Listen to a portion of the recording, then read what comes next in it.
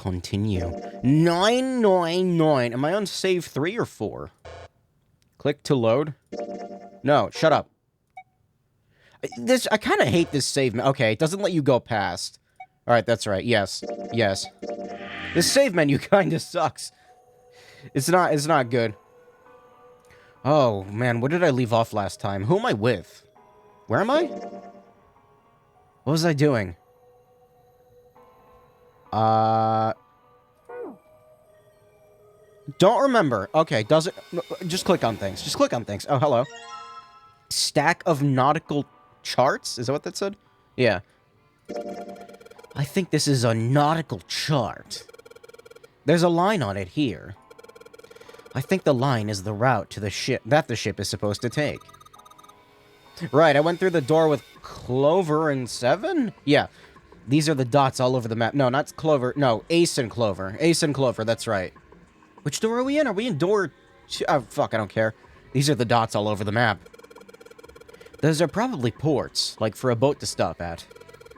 It looks like the lines connect the dots. How many are there? I'm not really sure, but I'd say somewhere in the ballpark of 10 or so. So... Okay, it's very blurry. It looks like arrows are pointing this way. So it's like going... It's following this path, so... From, Greenland to... I guess that's pretty straightforward.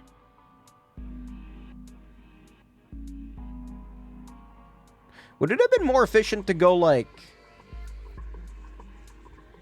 that?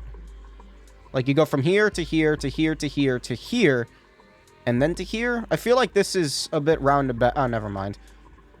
What do I know about boats? Lamp. A light. It looks kind of like a wilted flower. A chair. Maybe they had a specific order they had to go in. A chair. Clover isn't talking much. Well, I guess that's understandable. I mean, she's been through a lot. Really, it's more surprising that she's still together enough to talk at all. No, she'll be fine. Right, okay, we are at the top of the ship then. Or, like, the higher part, I think.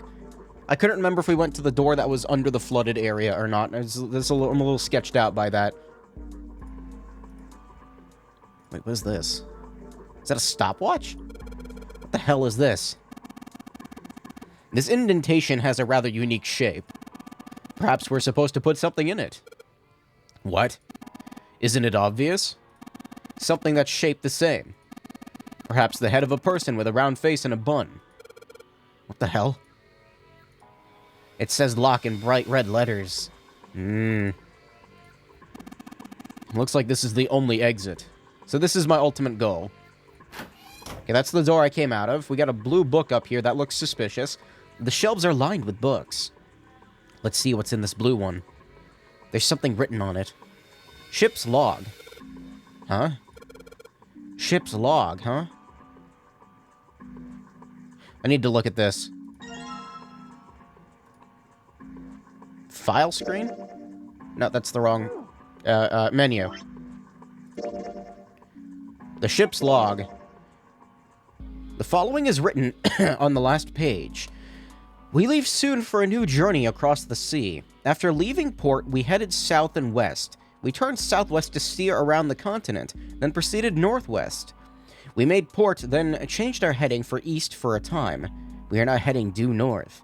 Soon we will dock in the United Kingdom, the homeland of this vessel. Highlight the signal. That's all we got. Yep, that's the ship's log. Huh. Okay, this is looking like I need to maybe organize this, if it lets me. A world map of the Atlantic Ocean in the center. There are a number of red pins in several locations. What do those red pins mean? What could they mean? The nautical charts I picked up earlier have a map like this one. Maybe one of them matches up to the pins or something. Let's see. What do you know? Looks like this one's a match to the pins. Why can't I do the puzzle? Just let me do it. Instead of just, wow, I did it. Good job, everybody. We've got 7 locations connected by straight lines. Each one has a word next to it. That's probably the speed. Maybe it will let me do it. Or something new in the file screen. Oh, wait, maybe there is a puzzle here. I thought it was just going to be like, yep, good job, guys. A nautical table found in the chart room. It shows the directions of southwest, southwest, northwest, east, north, and straight. There's a word next to each point on the map. Full, half, slow, full, half, dead, stop.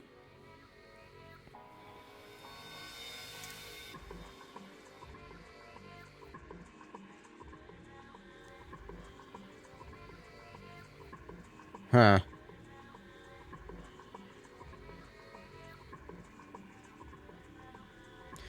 Good news that we won't see bear fruit for like 30 years.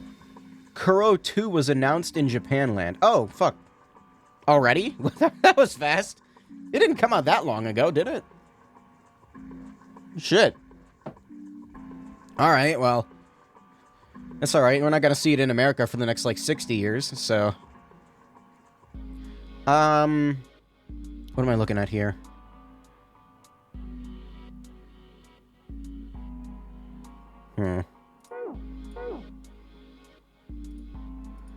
I've got the nautical chart that matches up to these pins.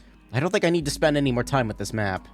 I've got the nautical chart that matches up with these pins. Oh, my chart is gone? He just picked a random one? Is that what's happening here? A nautical table. Full, half, slow. Full, half, dead, stop.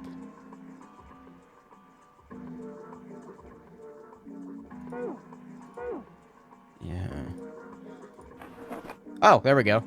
That was easy. Maybe. I might need to do something with this. Orient it. That's a pocket watch. She sure hasn't been saying much. And she just keeps looking at the floor. She seems kind of sad. Her brother exploded? A pocket watch, and an old one, too. The kind you have to wind. The hands have stopped at 5 minutes and 39 seconds past 10 o'clock. 10:05:39. I wonder if it's broken. I don't feel anything moving when I fiddle with the dial here. Looks like I can move the hands manually, though. Ooh, okay. So I'm assuming before I put it into the slot, I need to figure something out there. A voice he hadn't expected startled Junpei from his examination of the pocket watch. Oh, pocket watch. Might I take a look at it? He spun around to find Ace standing in the doorway. Junpei shrugged and handed him the pocket watch. Hey, man. What are you doing over in this room? Oh, I just thought I'd come check up on the two of you. Is there a problem? No. Well, not a problem, but... That's a lie. I wanted to get rid of Ace. I sent him to the wheelhouse at the beginning for a reason. Oh? I wanted to talk to Clover alone. Oh. There's something I want to ask her. And I don't want anyone to overhear us.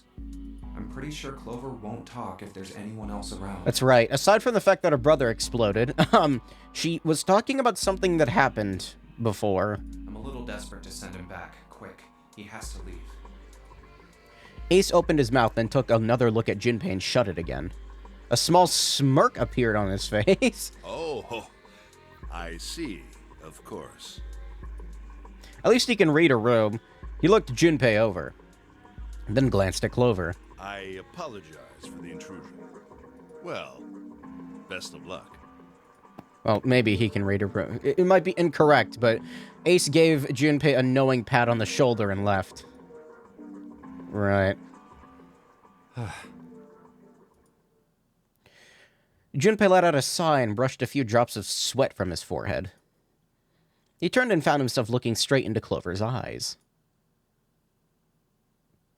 Yes, she had heard what Ace had said. She regarded Junpei with caution. What was that about? Don't ask me. She was clearly suspicious, and with good reason. Why are you looking at me like that? Junpei's eyes widened, and he held up his hands in a gesture of innocence. Oh, no, it's not like that. What's it like then? I just wanted to hear the rest of that story. I didn't get a chance to ask you about it until now. What story? About the experiment, remember? The one you started to tell me in the operating room? You said something about an experiment that happened here 9 years ago. Clover bit her lip. Who knows if we'll ever see Kuro on console, since the only scene I've heard of other than the returning characters is a totally safe, non-lavacious scene of someone pole dancing in a completely Christian in completely Christian clothing. I've seen a screenshot of that. I think I saw it on Twitter. Like somebody posted a screenshot of like a strip club scene. That's interesting. It's an interesting step for the series, of course. The logical step, of course, as well. She stared down at the floor for several long moments, and when she spoke, it was barely audible. I'm sorry, but I don't want to talk about that right now. I'm just not in the mood, okay? You understand, right?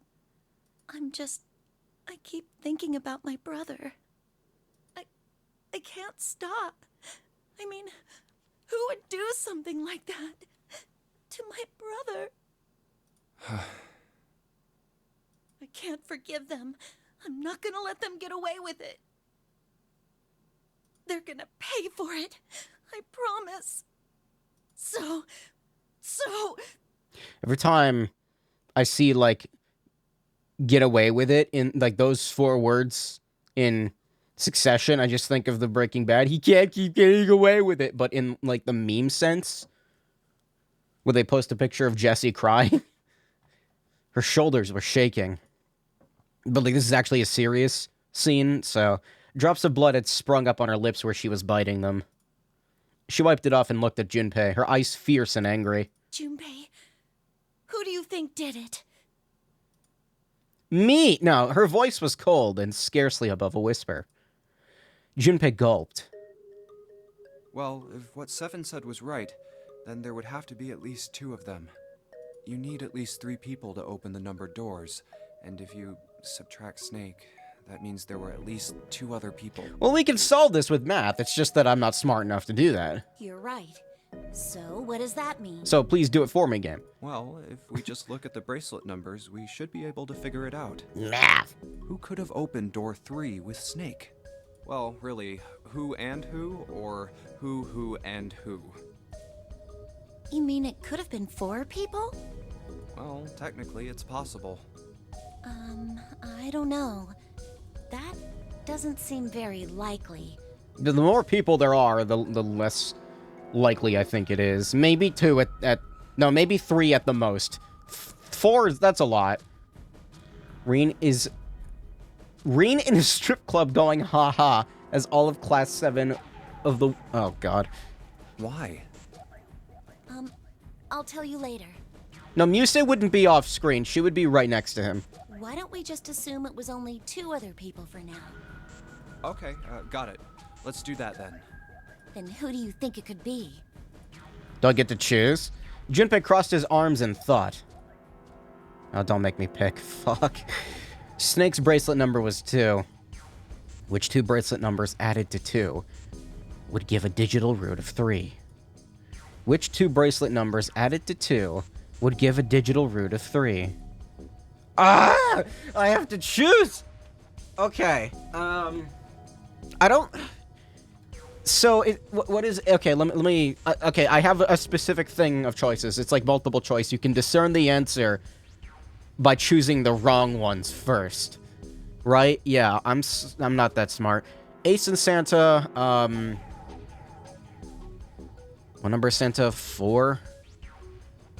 No, 3. Santa's 3. Santa's 3. So... No, that doesn't equal the proper digital root. Bah. Okay, Ace and June? That'd be interesting. I'm suspicious of Ace. I don't know about 7. I think 7's in the clear, but I'm not sure. I need to pick which ones are correct, so, okay. I'm trying to remember their numbers. Santa is 3, right? So, Santa and Ace. That's 4, 6. No. Ace and June. 6. Ace and June. 7, 9. No. Ace and 7. Well, 7's easy to remember. 8, 10? 1? No. Ace and Lotus. No, that'd be 11, right? So that's also no. Ace and Lotus is the one that I was most suspicious of, but no. So I guess not. Santa in June. Santa in June. Wait, let me make sure I'm doing these right. I'm gonna, like, quadruple check. Lotus is 8, right? 8? 4? Or 8? No, she's 8. Lotus is 8. Yeah, she's 8. And then 9, 10, 11... 2. No. Santa in June. 9, 11, 2, no. Santa and 7. It could be Santa and 7. That doesn't seem right, though. I'm gonna write this shit down.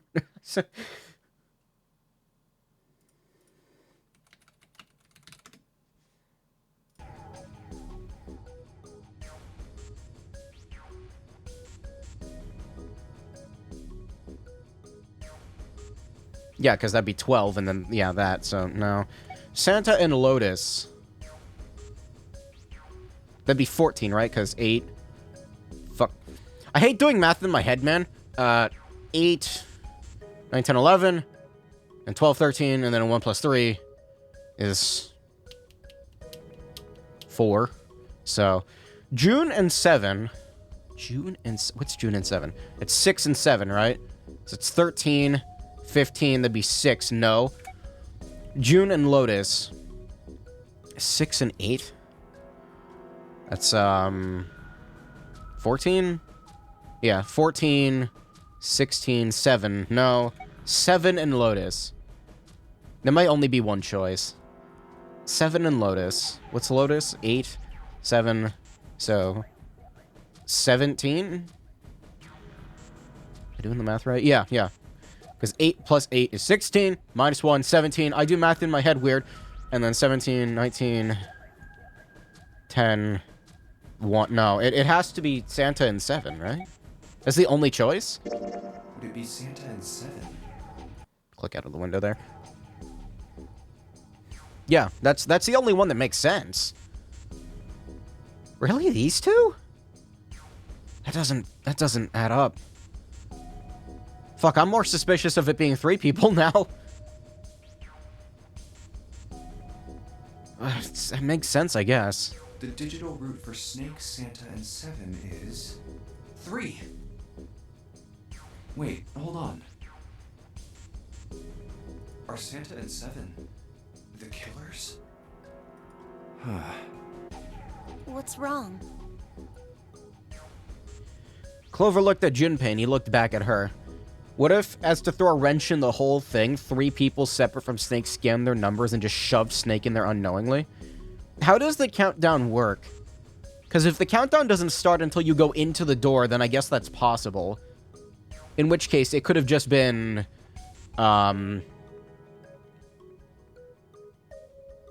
Santa and Ace? No, wait. No, it couldn't be. Fuck, man, I got more math. Clover looked at Junpei and he looked back at her. That would mean that there would be 3 people in on it as well. There's no point in hiding it, which makes it even more complicated. Well, I thought about it, and... He told her his conclusions. That's what I thought. She looked less surprised than he'd expected. Santa and 7. If it was 2 people, then that's the only combination that works. Hey, wait a minute there. Don't you think it's a little too early to be jumping to conclusions? Well, all I said is that those 2 would have been able to open door 3 with your brother. There might be other possibilities. Well, what other possibilities? He didn't have an answer. He was ready to admit defeat when Clover spoke. Are you saying you think that it was 3 or 4 people? Starting to think so, yeah. I really don't think that's likely. Why not? Can I borrow your pen and paper? Clover put her hand out expectantly. Yeah, here. Maybe she's better at math than me and she's like, it's not possible. Junpei pulled out his pen and pad of paper and handed them to her.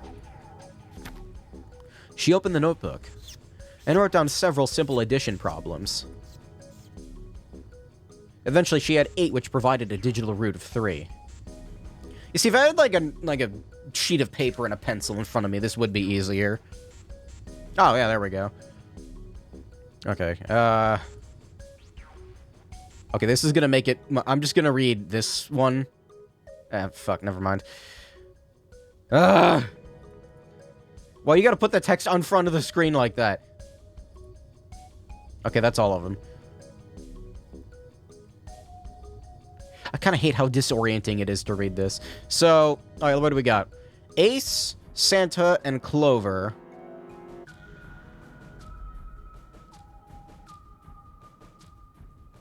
Ace?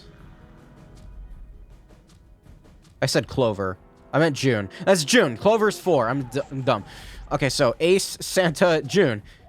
Ace, Clover, and then Junpei. Oh, yeah, no, Junpei and Clover definitely did it. This one's... B is obviously correct. What if it was, though? Lotus, 7, Clover, Lotus, and 7. I keep forgetting Clover is 4. Junpei, June, and Lotus. No? Anything that includes Junpei, I'm thinking obviously not. So the only one here that makes sense is... A. Ace, Santa, and Ace, Santa, and June. I don't know, it wouldn't surprise me if June is like... like, secretly evil. I don't know. Anyone here could be secretly evil. Hell, maybe Clover did it. I kind of doubt it, though. Okay, so...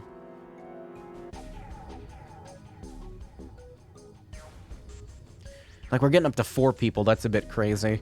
1... okay, so that's Ace, Santa, 7, and Lotus. Ace, Santa, 7, and Lotus. Ace, Clover, June, and Lotus. No.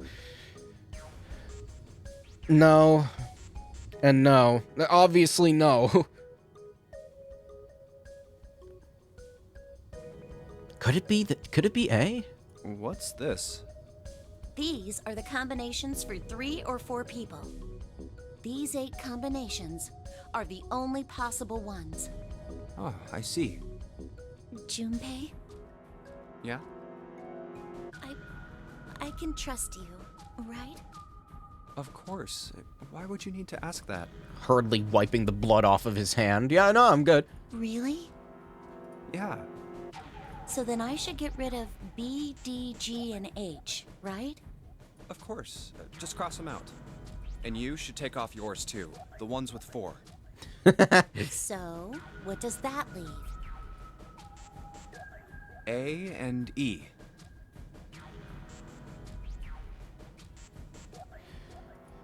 I don't know. They have to incorporate Ace and Santa. I don't think 7's involved. I don't know. Something about him just like, it doesn't... I feel no suspicion towards him. Not even a little. So... I mean, I could be wrong. Maybe A. Wait, it can't be A. I don't know, Junpei. Why? Because June's in that one. Uh-huh. There's no way in hell she'd do something like that. Are you sure? Are you sure? I bet my life on it. Okay then. I can cross off A too, right? The game's not going to give me a choice, is it? Yeah. Morphogenic fields. Junpei and Clover's metaphysical particles willed the door open and materialized Snake inside. No, I'm starting to think that Snake quantum tunneled his entire body into there. Well, what have we got left? E. I've always loved the theoretical funny. That's what I'm gonna call it. It's not like a theory. It's a funny. The theoretical funny that your entire body could quantum tunnel to Mars at any moment in existence. Do you know what this means? Everyone besides me, you, and June would be working together. It's astronomically, like... Probability-wise, it's basically impossible, but it could technically happen. Do you think that's likely? If there were 4 people working together, they wouldn't be very cautious. I don't think they'd try that hard to hide what they were doing if they outnumbered us, right? You know what? She's got a point. Well, you do have a point. That's what I said. And besides, if Ace and Seven are working together, they could have easily gotten rid of me when I went to the shower room with them. That's also a good point. But they didn't. They didn't even try anything. If they were killers, why wouldn't they? Her voice was calm, but Junpei only had to look her in the eye to know it was a forced calm. He's in here with us right now, so... There were tears forming at the corners of her eyes, and she was blinking furiously to keep them back. Perhaps by attempting an objective analysis of who might have killed her brother, she had been able to distance herself from the harsh reality of his death. The more she struggled to act unconcerned, the more Junpei felt his heart tighten. Oh, I see. Anyway, I understand now. It seems pretty unlikely that it was as many as 3 or 4 people. Yeah. Then that means there's a good chance it was Santa and Seven. I don't know about that. Even Santa, I'm not, like, suspicious of him. That's how it looks. I don't know, man. I can't suspect Reen. Reen can't be evil. But why would they do it? There was a moment of silence. Their motive. He laid his hand gently on her shoulder. He was close. So close to the answer. Uh-oh. When Ace chose the worst possible moment to return. He raised a knowing eyebrow and then wait, can I get like a... Have I interrupted something?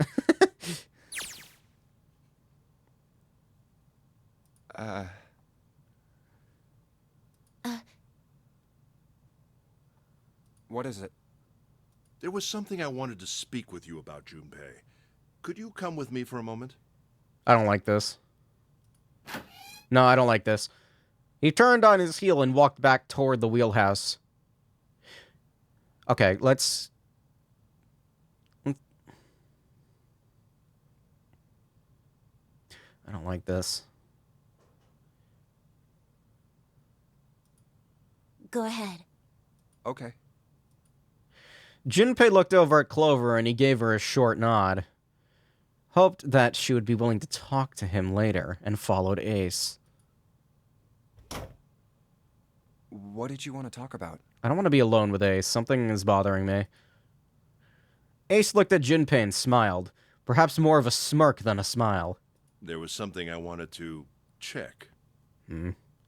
Yeah? What's that? If you'll excuse me.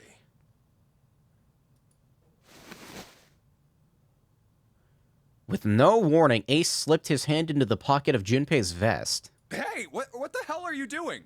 I'm just checking. What? No, stop! He reached for Ace's arm. But it was already too late. In the old man's hand, the pieces of paper Junpei had balled up were the pieces of paper Junpei had balled up and hidden in his pocket. Okay, so Ace is suspicious to me mostly because I don't know anything about him.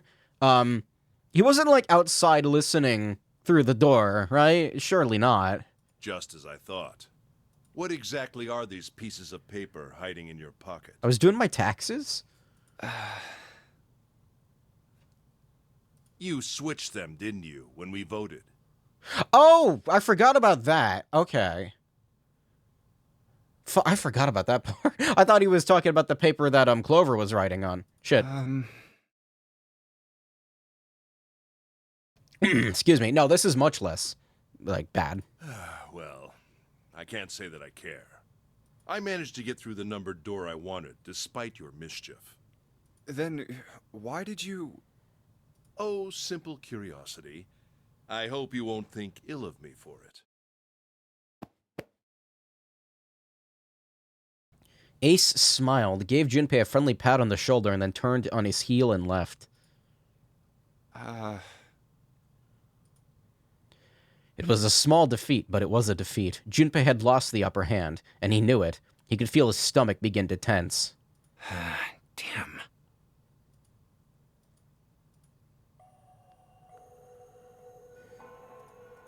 Okay. Huh. What is this?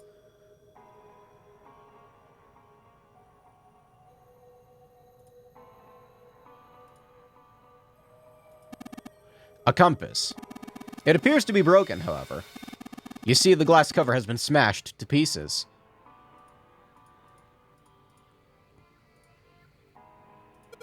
A compass. And what destination does it point us to? I really hope you don't think that sounded cool.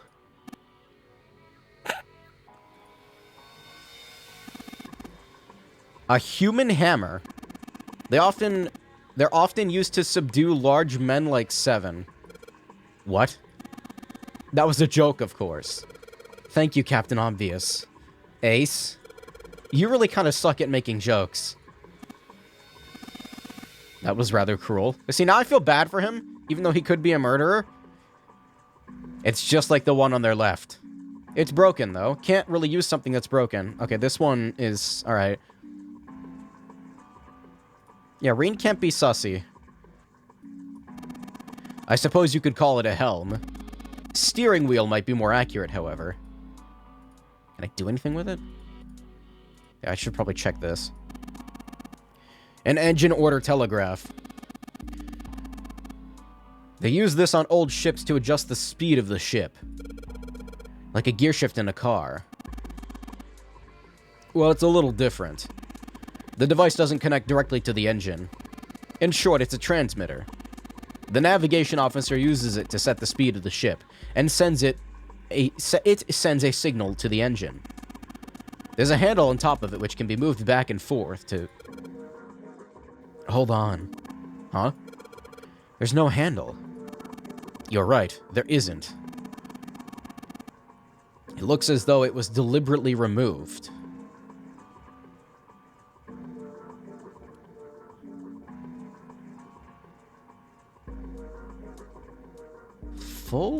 Wait a minute.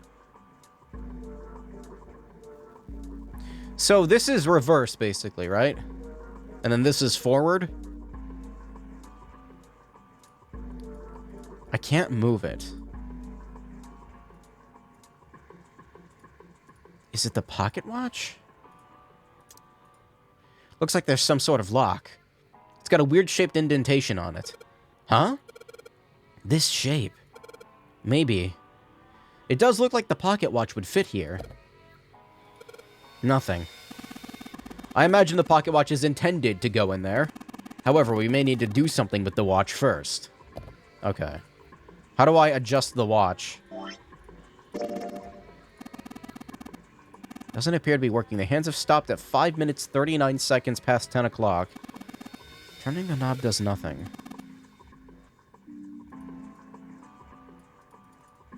It doesn't let me move the hands manually.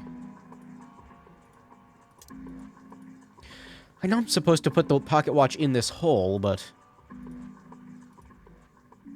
Huh. There's another room on the other side of the window. This isn't good. So many drawers, but nothing inside of them. Anything in the drawers? Nope. The helm. Well, steering wheel might be more appropriate.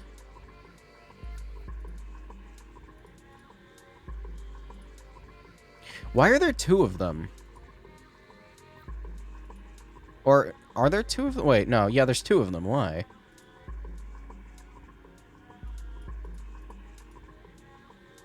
Oh, let's see if it... Whoa! Looks like the steering wheel moves. So it would seem. I noticed something else as well. What's that? When you move this wheel, the compass also moves. There we go. What do you mean? The ship, it's moving. Huh. Tricked you, didn't I? Oh, never mind. The wheel and the compass must be connected to one another somehow. Do you think that's important? Let's try turning it again. Okay, now I get to... Okay, so...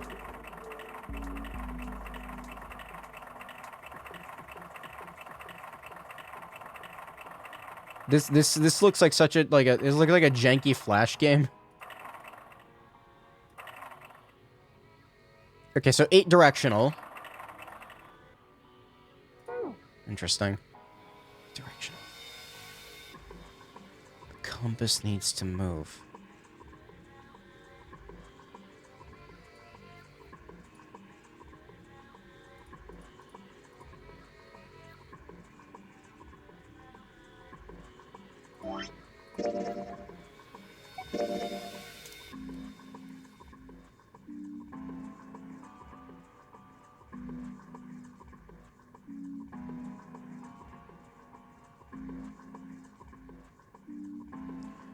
These hard directions aren't a coincidence. I have to orient it somehow.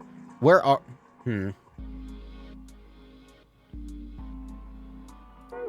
Hold on a minute. I can't maneuver this.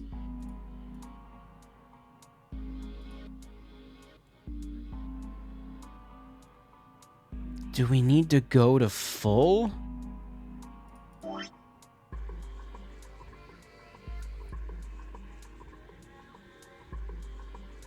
Is it the 10 hand, or is it the hour hand, or the second hand? The hour hand it would be, right? So, full. I need to go full? And in order to, like, when we're going full... No, not that. Menu. File. Northwest. Or south. Northwest or south.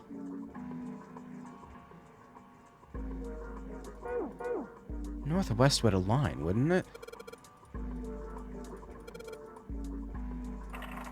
Wrong way!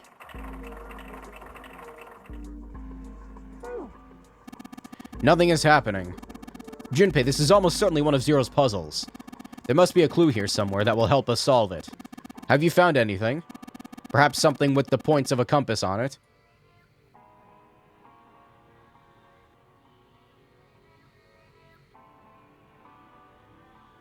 Is it south?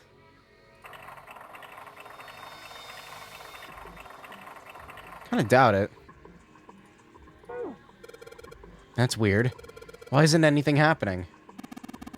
You aren't hiding anything, are you? Have you already found something with directions on it? Yes! Something with directions. Does he mean something with compass points on it? If that is what he means, maybe it would show the order that I'm supposed to enter this stuff in. There's an order? Circular hole in this cut board.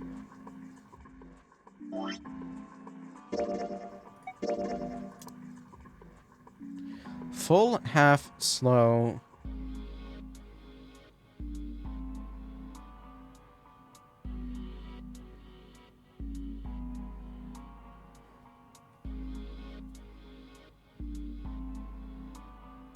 I already tried south, didn't I?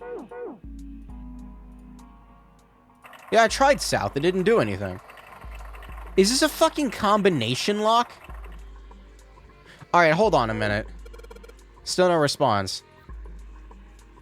Okay, if it's a fucking... I'm not gonna... Oh, wait, hold on. Nautical table. Shut up. Give me a fucking screenshot. There we go. Go over here. I'm not gonna remember that. Okay. If it's just like a combination lock, then I can do that. So, south...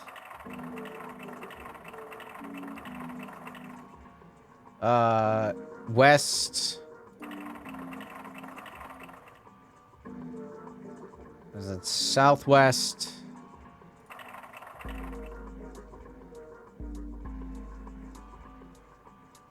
It's northwest.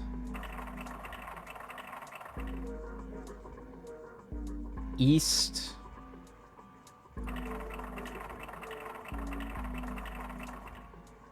This better not work like a fucking real combination lock where you have to spin it all the way around. No. And then north. What the? The handle came out. I did it. Okay, thank you. I'm gamer? I'm gamer. Huh. Stooping so low, are you, Zero? Okay, so... Now we put handle here. So, I sure hope the handle fits. It fits. Excellent. That should allow us to operate the engine order telegraph. Let's give it a shot.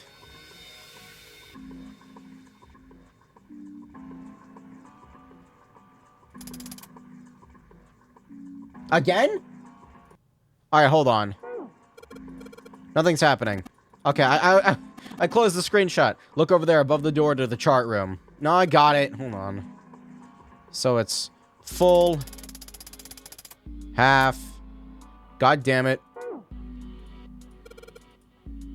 full.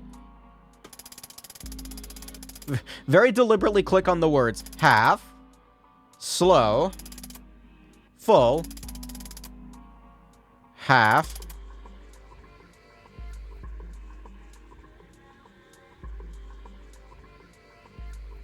dead, and then stop, right?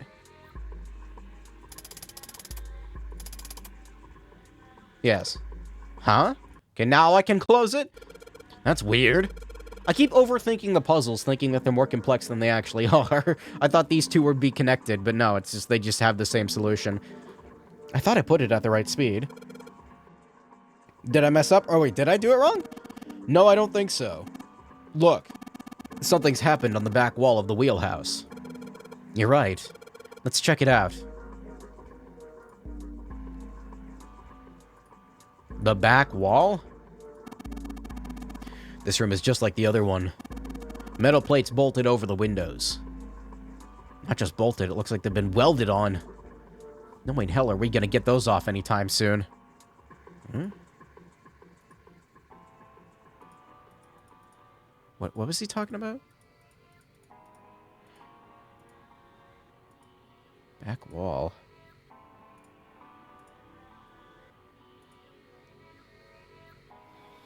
El Paso... Loam? There's something on the wall that looks kind of like an arrival board.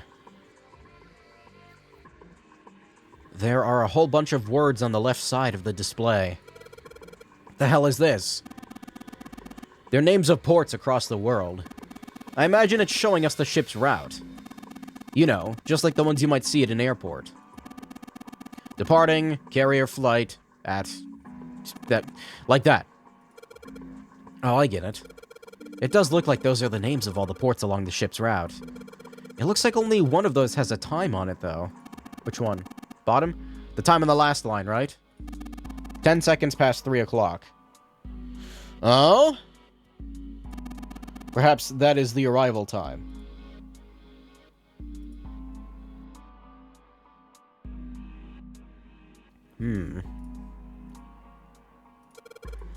Why are they showing even to the seconds?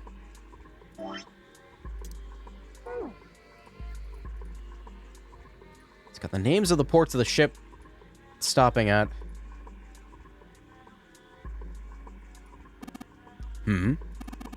Oh, perhaps... What's he doing? Excuse me, Junpei. He just took my pocket watch. Hey! What the hell are you doing? Just trust me. It should be fine now. Well, thanks for giving me the pocket watch back, but you don't need to look so smug about it. Let's see what he moved the hands. 10 seconds past 3 o'clock. You changed it to match the final arrival time. Ace nodded slowly. You know what to do next, right? Give it a shot. Okay. Looks like this is some sort of lock. It's got a weird-shaped indentation on it. Okay, again, I thought that'd be more complicated than it really was. It says open now. Good work. It seems you were successful. Well done. Hey, Clover! What? Look, we unlocked the door.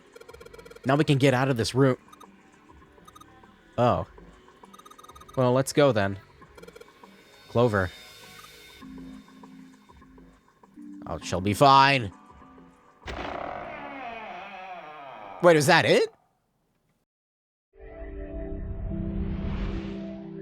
Well, that was the easiest one so far. Wait, did I miss anything? Oh, a hallway. Okay.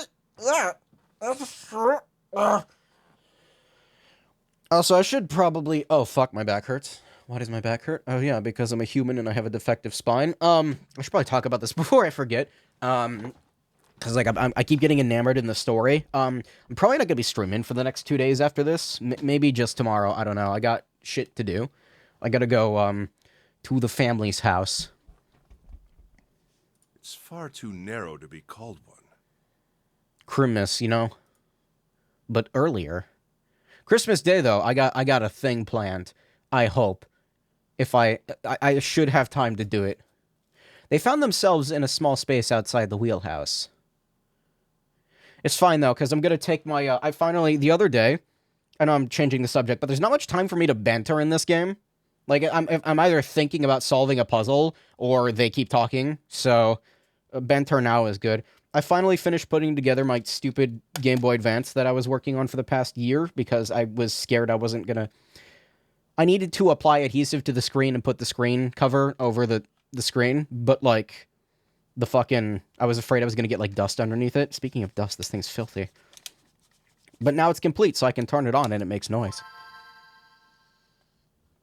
I'm going to take this with me, and I'm going to search for a shiny Feebas in Pokemon Emerald. It's going to be not fun. On their left was a wooden door. This seems to be the only route. And for context, it's a Game Boy Advance IPS kit that I installed. It's not perfect, but it looks pretty good. And I can't afford an analog pocket right now. Also, they're on back order until 2023, so I ain't getting one anytime soon. Yeah, let's go. Junpei pushed it open and stepped into the room beyond. Oh, hey, look, a bot. Wow. Hold on. Bye, followers and Prime viewers. Goodbye. It was full of all manner of turn-of-the-century electronic equipment. Well, these machines are weird. I've never seen any of them before. Huh? Wait, this one is...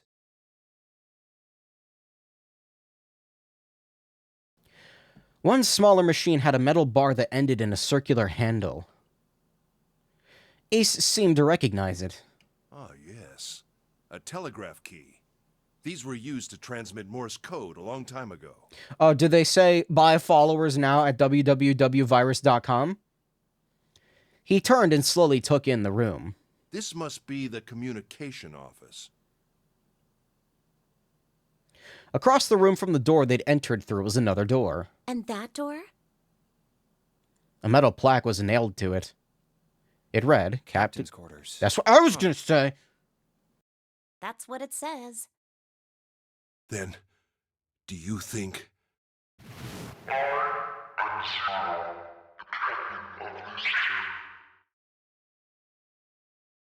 Ace swallowed. Junpei could feel his hands begin to sweat. Only Clover seemed undefected. Well, we won't know if we don't open it. She's right. Get in there. She walked up to the door and put her hand on the knob. It opened easily, and without so much as a pause, she walked in. Junpei and Ace followed.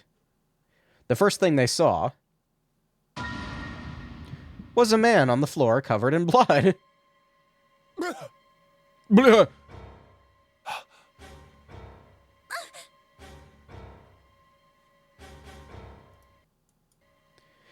Junpei felt his body seize up. His mouth went dry, and he felt very... Oh, I took a screenshot of something real quick. I skipped by accident. Whoops. Not again. That's the third time this week. This is the third time he'd seen the horror of death laid out before him. He didn't think it was something he could stand to see much more of. Still, he had begun to accept that whatever it was that he saw, whatever happened to him, was beyond his control. And whatever force controlled him was driven by a determination that he could not hope to match.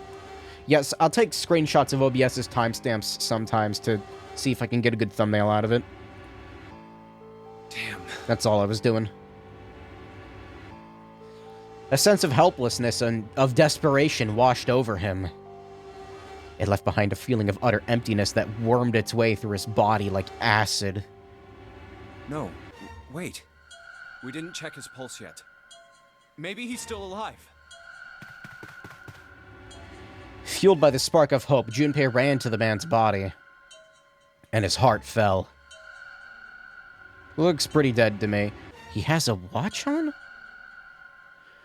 When he touched his hand to his neck, No pulse.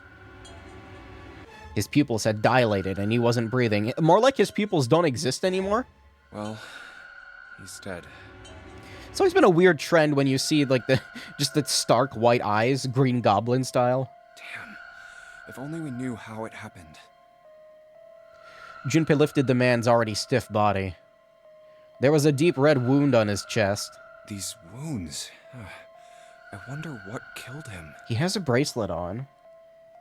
Junpei did not have to wonder long. What number Must is... have been this. What number is he? For lying next to the corpse was an axe. The entire blade of it was drenched in a bright red blood. So it happened recently? From the shape of the man's wound, there could be no doubt that it had been made by the axe. Is an X spelled A-X-E? Or I don't know. Junpei looked at the body again. Maybe both ways work.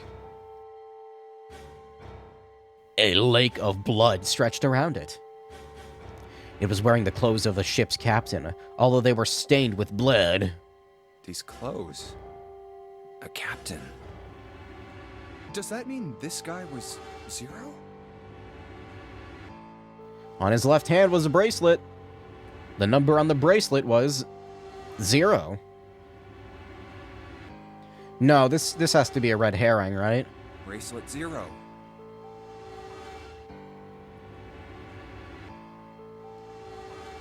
It was only then that Junpei noticed the stench of blood that filled the room. He couldn't help but laugh. There was nothing else for him to say. It was too simple, too obvious, too straightforward. If there hadn't been a dead man on the floor, Junpei might have thought of it as a joke. Junpei. It may be wise to find a way out of here first. Yeah, you're right.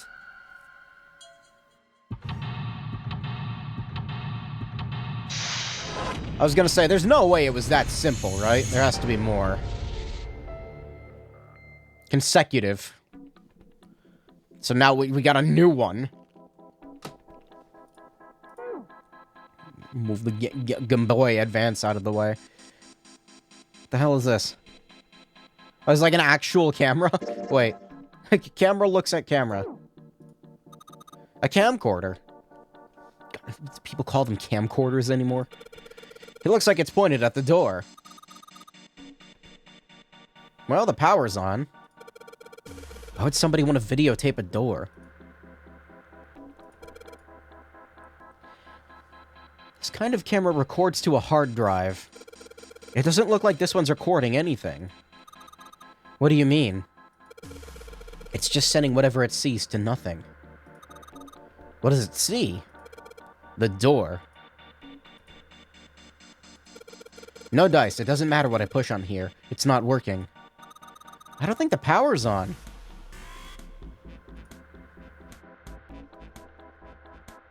There's a plaque, but it doesn't say anything. Let's see if shaking you gets us anywhere. No dice. Oh. Music box. It's one of those old music boxes. How about we wind it up? Ugh. Why does it sound like that? Is it broken? The pins on the cylinder are all shaped weird.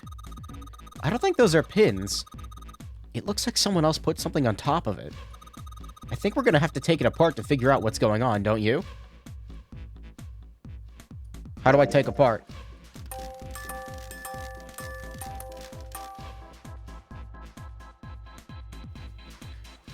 How do I take it apart? Lamp? It's a lamp. But it doesn't turn on. I don't think there's anything special about it. Table? A bed. There's nothing in it.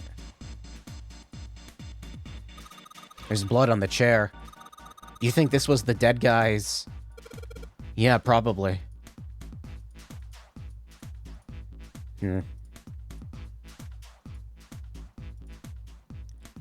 Yo, look at all these PVMs, dude. Man, I'm with some of these. Although they look like shitty ones. Why are they widescreen? The screen's showing what's happening at the central staircase on B deck.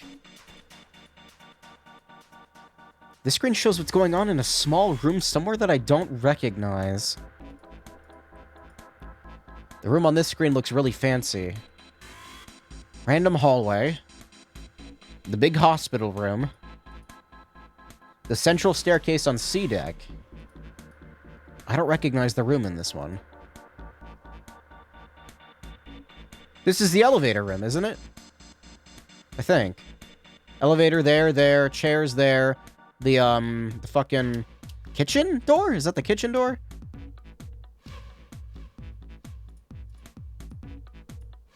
I don't know this one, or this one. There's a bunch of weird buttons on here. They probably switch what you see on the screens. Do you know how to work this thing? Why don't we just press one of these? Like this one. Oh. I guess it does change the...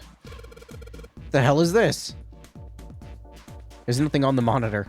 Just static. That looks like text to me. Isn't this the door on that screen? Isn't the door on that screen the one right behind us? You're right. Whatever that camera sees is sent to this screen in real time. Wonder if that means something, you know?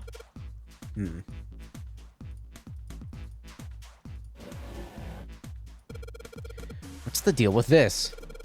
Some kind of code? There are 4 rows of numbers and letters. They all start with 0 and end with 8, F, N, or V, respectively. Maybe this has something to do with the number bases. Oh, no! Oh, now it's gonna be real difficult. Oh, shit. Alright, hold on.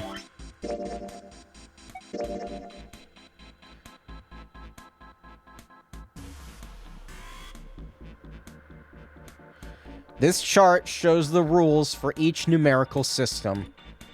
Oh, fuck off. That's hex. I don't know what you call these two. What is that, base? Oh, fuck.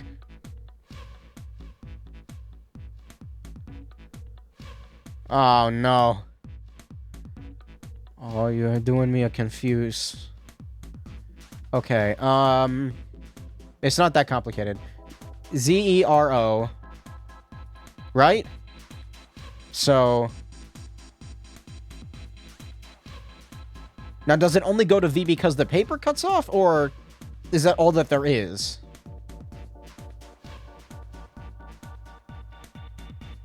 There's no Z.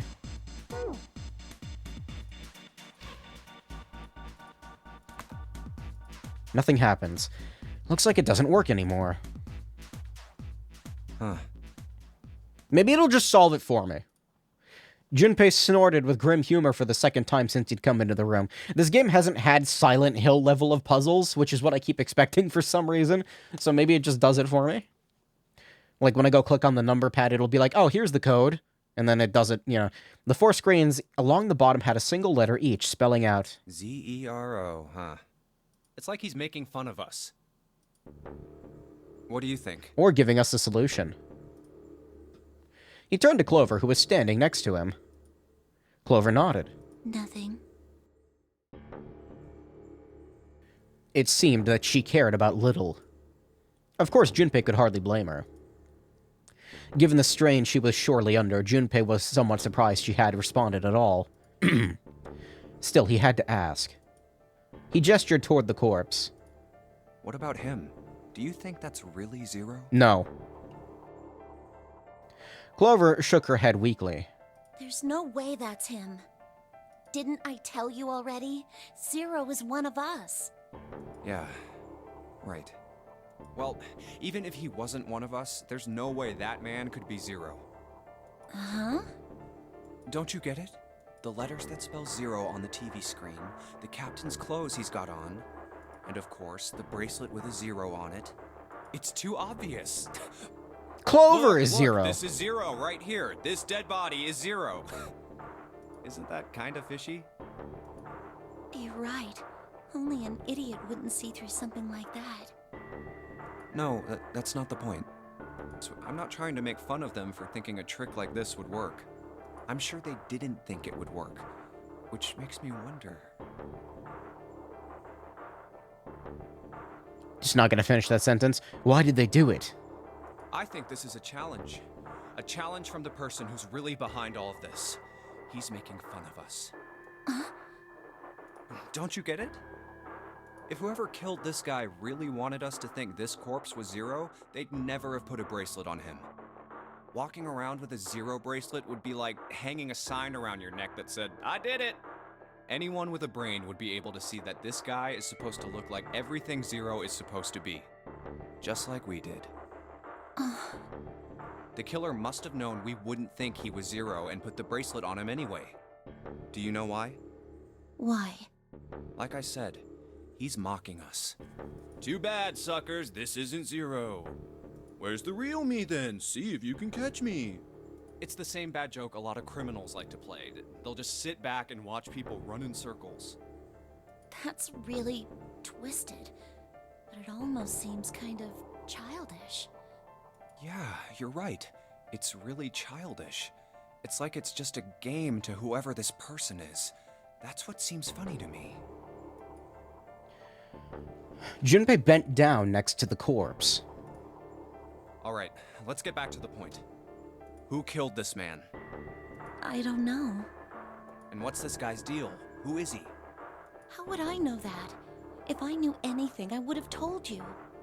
You have no idea who he is. Why would I? Junpei sat back on his haunches and thought, haunches. We should check and see if he's got anything on him that might tell us who he is. Give me a hand here, Clover. Huh? We gotta flip him over. How else are we gonna search his pockets? Clover didn't move. Okay, fine. Guess I'll do it. Junpei had no choice but to move the body on his own. Here we go. He grabbed hold of an area not completely covered in blood and shoved. It took a moment, but eventually Junpei felt the man's bulk begin to shift. But just as it did, Huh? something fell from the man's left wrist. Hey, it's the... The bracelet with the 0 on the face. Lastly, let us discuss how to remove the bracelets. There are only 2 ways to do so. 1. You escape from this ship. Yes, I know, they die. 2. More hardly, which is 0. In other words, once the bracelet is taken outside the confine of the ship, or detects that the Mary's heartbeat has fallen to 0, it will shut down automatically. What if you, and I didn't think about this, does the bracelet itself detect the heartbeat? Because if it does, I guess you could just, like, really tightly wrap a tourniquet around your arm. Like, possibly cause your limb to die almost, but, I mean, it would slow or make the heartbeat stop completely in the limb. Oh god. Junpei stared at the bracelet. This man... He's dead, isn't he? What? No. What gave you that idea? What gave you that idea, Junpei? Huh? No, it's just... I guess I didn't really think about it until right now. If his bracelet's off, that means he's dead. Well, it's pretty obvious that he's dead. You don't really need to look at his bracelet to figure out that he's dead. Yeah. I guess you're right. It is pretty obvious. Well, he looks a lot better than the other bodies we've seen, though. You know? Yeesh. Yikes. Like, tug on my collar for that one. I mean, Is it hot in if there here? wasn't all this blood, he'd almost look like he was still alive. God damn it. I mean, I know it's kind of a messed up thing to say, but he kinda has it better, you know? Junpei, shut up. Dying from a bomb going off inside of you? I mean, that's just... Some of Snake's bones went right through his skin. Yeah, man, the way Snake died was so messed up, wasn't it? Remember when Snake died? That was so messed up, bro. Man, it must have hurt a lot. I think the explosion must have thrown him against a wall or something. Oh my god, shut up. There was a broken bone just sticking out of his left arm. I want to punch him. And,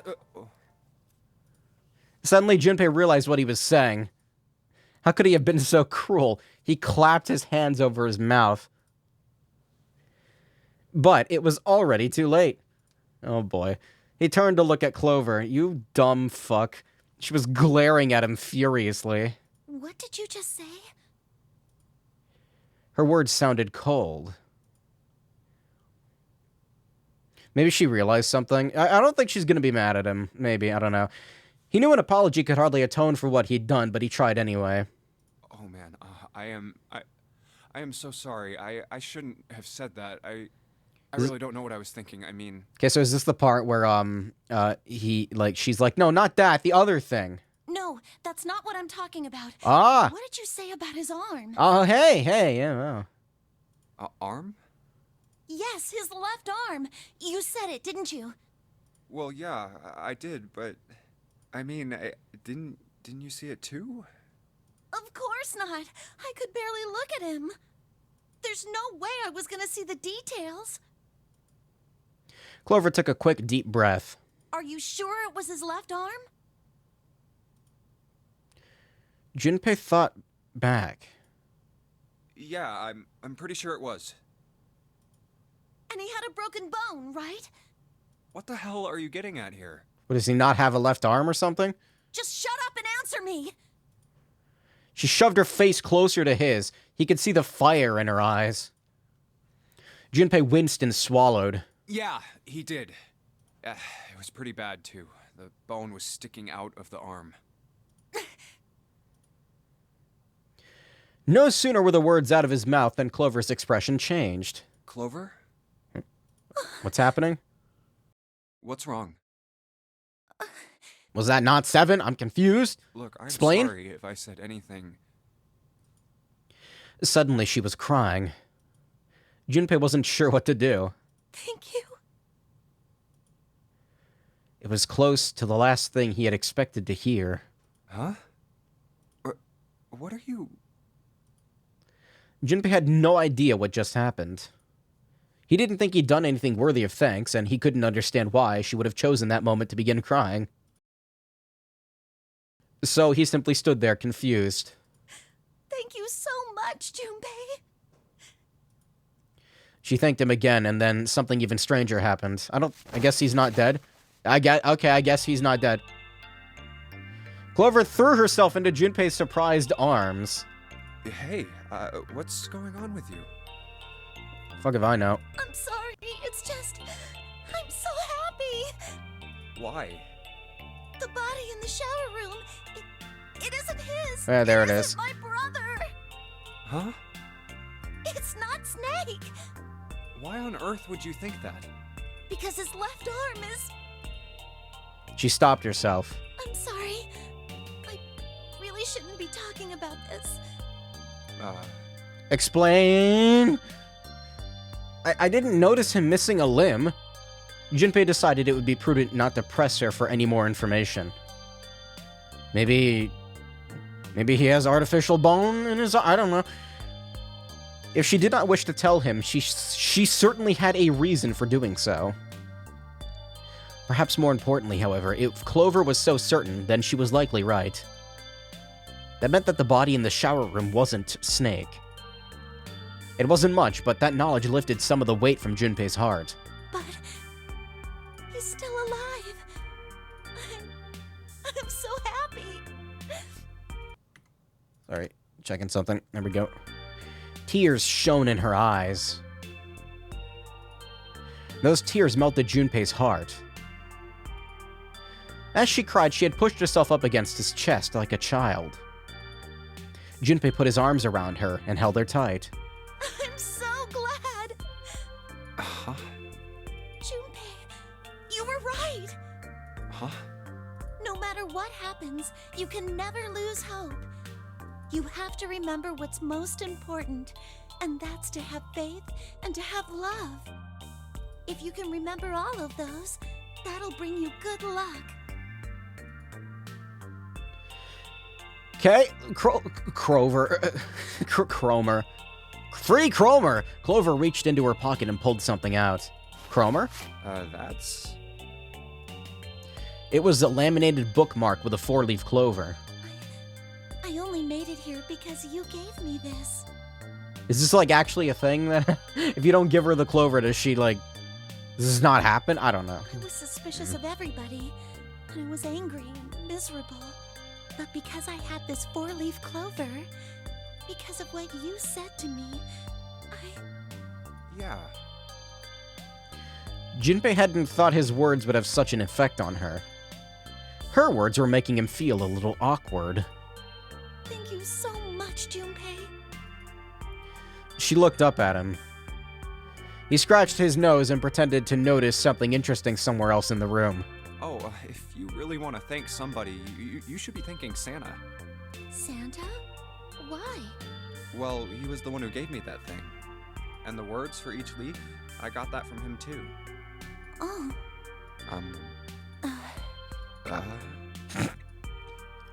Then suddenly... Clover broke away from Junpei. Huh? He looked confused. He hadn't thought she'd react that poorly. Clover began to pace across the room.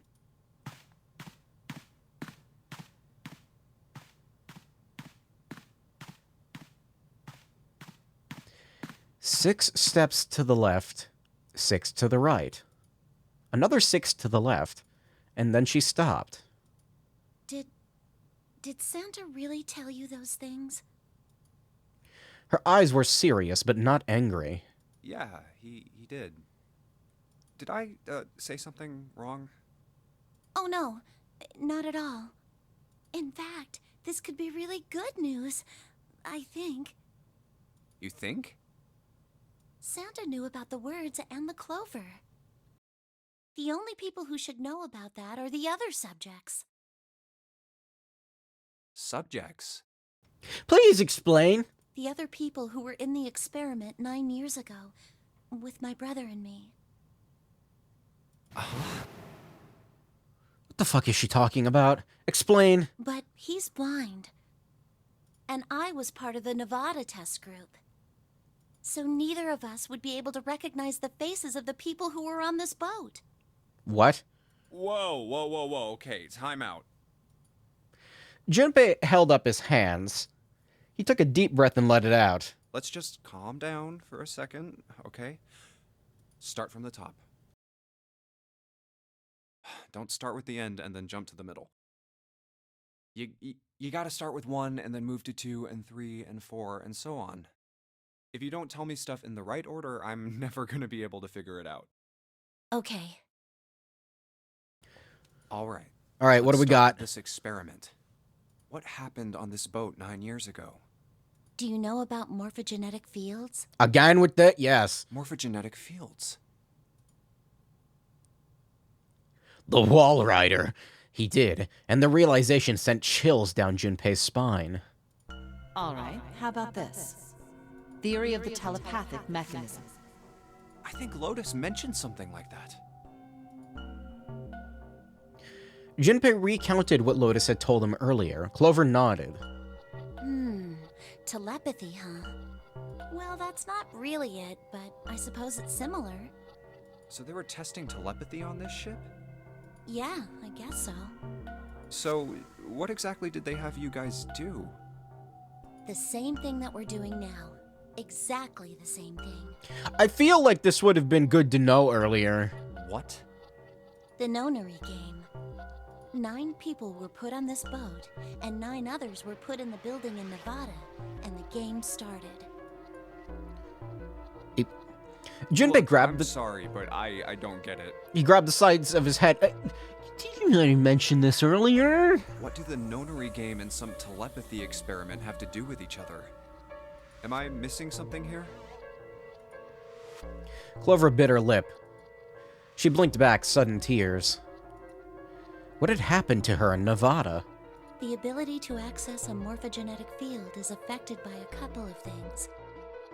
The first is epiphany, and the other is danger. You know how sometimes when you're up against a really tough problem, and then the answer just kind of pops in your head? That's an epiphany. And what you learn from the epiphany can be transmitted with telepathy. When you add danger to that equation, then it gets easier to transmit that information over telepathy. So you're saying the nonary game was supposed to introduce that element of danger? Yeah, but it couldn't be just any old danger. It had to be life and death. And someone did actually die. A girl. Huh. Junpei felt the sudden grip of despair in his heart. Something deep and distant and powerful squeezed, and for a moment he felt very, very empty and alone. She was on the boat with my brother. I was in Nevada. I never met her, but I did hear her name. Her name was...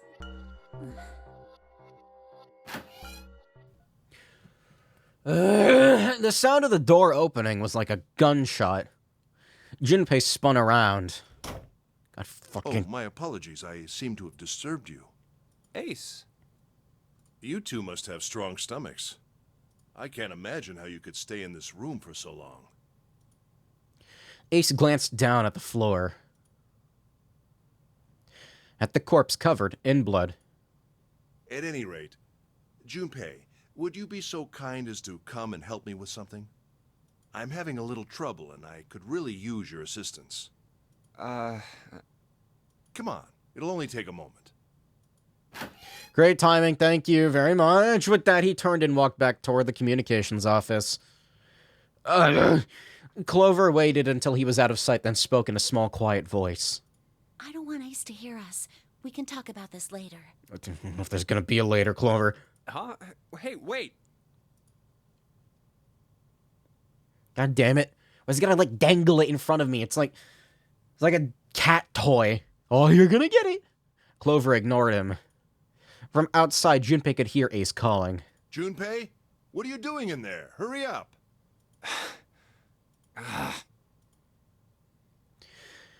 Grumbling to himself, Junpei stomped off toward the communications office. Yay. Great. I almost forgot I was doing one of these again. God fucking damn it. Alright, what's this? Yo, iFixit kit? The screwdriver ought to make short work of this music box. Cylinder.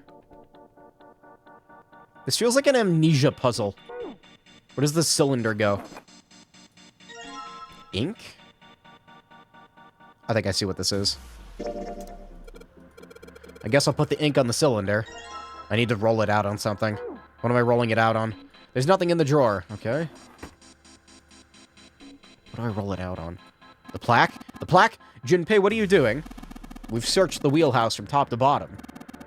There's no reason to go back. In fact, don't you think it would be wise to investigate the captain's quarters? I think we ought to check both rooms, don't you? Trying to do a puzzle here, dude. A telegraph key. A machine for transmitting Morse code. I tried sending an SOS earlier, but I doubt that did anything. Zero would never make it that easy. You think it's broken? No, it works. I'm just not sure if it actually transmits anything outside of the ship. Ace says you can use it to send messages. A pair of headphones. I can't hear anything. Guess whatever they were connected to doesn't work anymore. It looks as though that drawer is the only thing that's locked. I don't see a keyhole, though. An electric lock, perhaps? Though. No, shut up, me. Perhaps? No, shut up! Shh, shut up, quiet, be quiet. Take a look at the left side of the drawer. There's some cables over there. That must mean... What's this? It's blank, there's nothing written on it. Yes, there is! I just gotta roll the cylinder across the piece of paper. If I'm right, the ink should give me Morse code.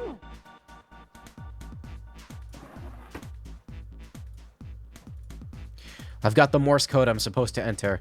Beep, beep, beep, beep, beep, beep, beep, beep, beep, beep, beep. If I do this right, something will happen. I hope. Let's give this a shot.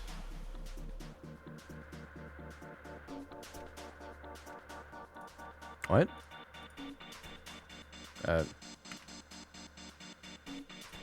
do I...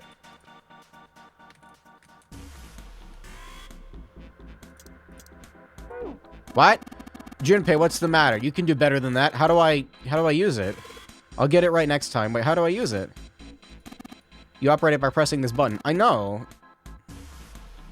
The dot which is read as dit is the result of a light tap. I know how it works. Like, how do I do it in the game?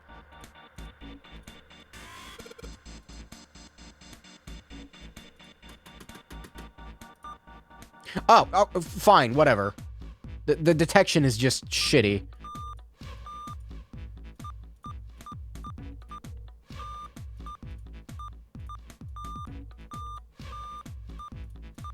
Like, I know how it works, it's just that the detection for where to click was all wonky. That's the last one, and... Yes. Excellent work, Junpei. Good job. You seem to have figured it out. You unlocked the drawer. Yay. D-roar. What do we got? What was that? A red file lay in the drawer. Junpei reached down and picked it up. Looks like there's something on the cover. Well? A-L-L-I-C-E. Elise. All ice. All ice. Have you heard of Ice 9? Alice. Does this mean... Whoa. Junpei couldn't hold back. He had to know what was in that file. Ah, yes. Emojis. Each page was covered with strange characters. Emojis are just modern-day hieroglyphics. They looked like tiny drawings of birds, snakes, insects, horned animals, wings, and even kneeling humans. There were many pages in the file. Each was full of these strange symbols. What the hell is this? He didn't realize he'd spoken out loud until Ace looked over at him. They are hieroglyphs, a form of writing used in ancient Egypt. Ancient Egypt? That's right. Can you read them? Of course. What do you mean, of course? I can't. There you What go. would make you think I could? What the hell? Junpei flipped through a few more pages. It wasn't just one or two pages that were covered in the strange symbols. Every single page was covered in them. Whoa, the whole thing's like that. Are there any books written purely in hieroglyph? That'd be funny to own. Just be like, here, read this book for me real quick. Okay. Oh. Trying to read them was pointless. Junpei wasn't going to waste any more time with them. He made to close the file. Something fell out. Huh? What's this? The thing that was underneath it. He bent down and picked it up. Oh. A key card. There was a symbol on it that reminded Junpei of the symbols for Saturn and Mercury. This one, however, had a dot in the center of the male symbol. Uranus. That's the Uranus symbol. Jeez. Junpei looked over to see Ace examining the card. In addition to the Uranus symbol, there were 3 words engraved on the card as well. Something's written on the bottom. Deck library. Bottom deck library. This must be the key to the library, then. So it would seem. Bottom deck library. Librarby. Oh. Junpei remembered something he'd heard from Seven when they'd been in the chemical closet. Seven said something like... Alice sleeps in a small chamber past the Forest of Knowledge beneath the navel of the Gigantic. Could beneath the navel mean the bottom deck, and the Forest of Knowledge is the library? Then could Alice be in a room somewhere beyond the library? What's wrong? Something on your mind? Junpei blinked. Only then did he notice Ace looking at him, curiosity and concern written across his face in equal parts. Yeah. I just remembered something. Is that so? What about?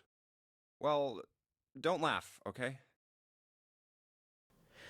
There was no reason for Junpei to hide his thoughts. Damn it, why did I do that? Alright, hold on. Yeet.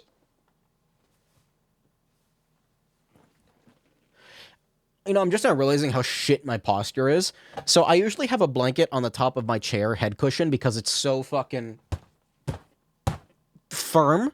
It's uncomfortable. And I'm just now realizing that I took it off last night to clean it. And I have not put it back yet. And for the first time in an hour and a half, I attempted to lay my head back on my chair. And I'm like, oh, right, there's nothing there. Why did I spend so much money investing in a chair with a headrest on it this tall specifically so I could do that, and then I never even use it? I just hunch forward like a fucking gremlin. What's wrong with me? And I'm still doing it now, and I'm not gonna stop. Then he stopped. It wouldn't make any sense if Ace didn't know who Alice was supposed to be. So he told Ace everything June had told him.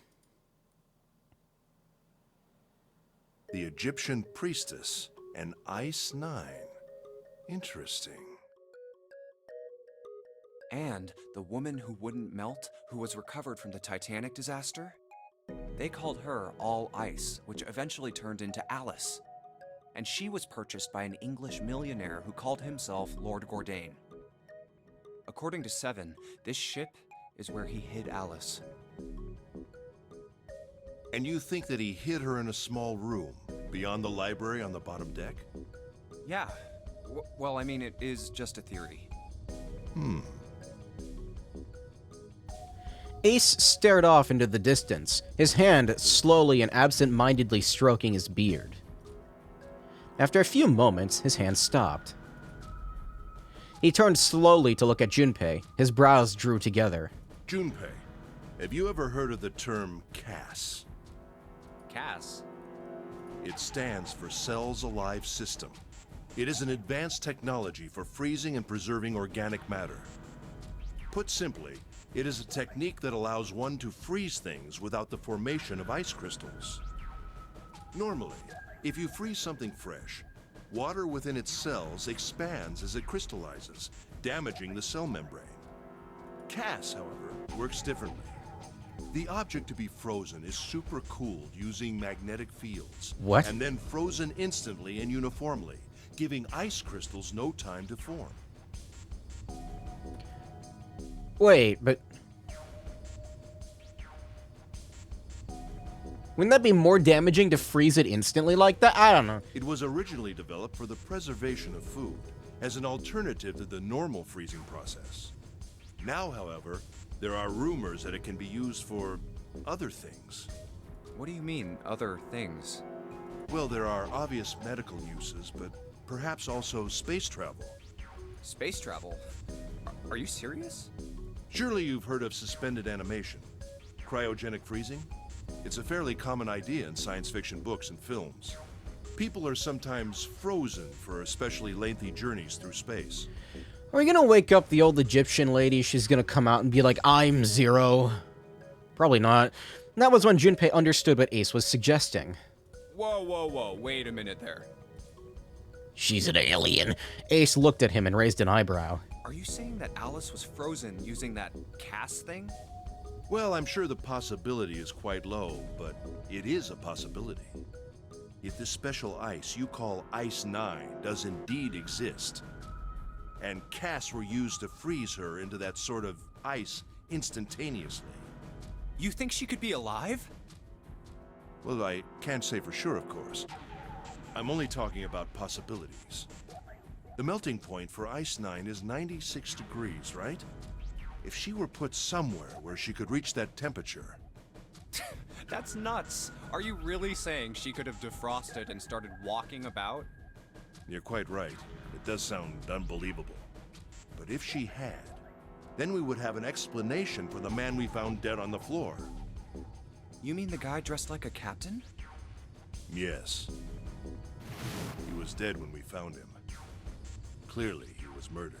Okay, we're starting to get into some more absurd territory, I think. But if he was murdered, then by whom? It couldn't have been one of us. That would be impossible. In order to enter the captain's quarters, one must first open door 1. That door that requires the Earth key prevented us from accessing door 1. Who was it that opened that door? Santa and Lotus. Right. Clearly, the two of them could not have opened door 1, or any other door for that matter. Who else then could have done so? Junpei thought for a second. Nobody. After Santa and Lotus used the Earth key, they turned back and met up with me and June. Then we returned to the large hospital room and found Ace, Seven, and Clover. I'm not remembering when they did this Earth key thing that happened before. Is that on my monitor? Is that... Okay, there's like a single... I think that's Ace's hair right here.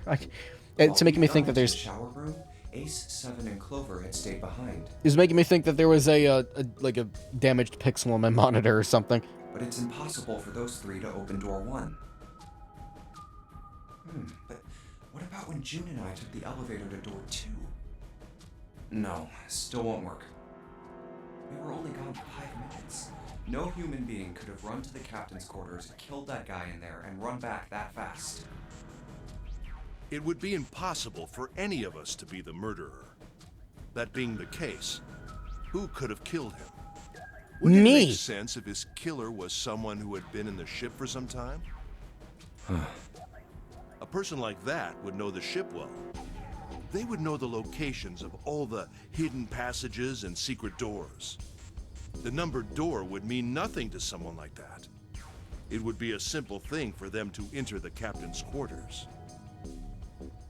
Then you're saying the killer was Alice? It was Junpei's turn to raise an eyebrow. Ace drew his thumb across his lips thoughtfully. Well, this is all only one possible theory. Right. There we go. Now I'm sitting slightly more proper. Still not good, though.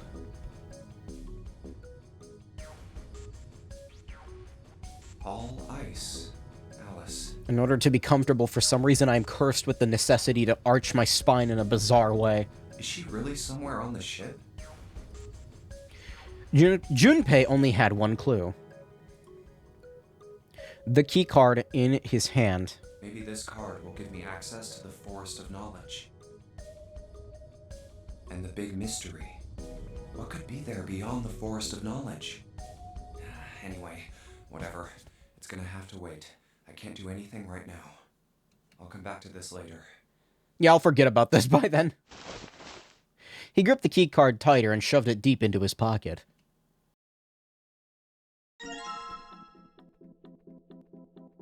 Fuck, stop yawning! Shit! New material had been added to the file screen. I'm yawning like every fucking 5 seconds. Stop. There's a key in the drawer. I guess it was hidden under the red file. What the fuck is this? It looks like a knife. Almost. A key with a leather case? It isn't metal. My guess would be ceramic. Have you found a keyhole that might fit it? Ceramic key. An early telecommunications device. Most likely used to transmit a radio signal of some sort. I experimented with it earlier, but to no avail. I imagine it's broken. It's broken. Chair? No, I didn't mean to click on the chair. Look. A hook. That wasn't a joke. Oh, he's so mad. I know, man. Okay. A clock mounted on the wall. The hands aren't moving. Little surprised that the time is wrong then, I suppose. And there's nothing on the back. Ace, look. A monkey with glasses. How on earth did you arrive at that conclusion? Looks like someone who's been watching too much TV. To be honest, I have no goddamn idea what this thing is. It's probably some kind of radio transmitter.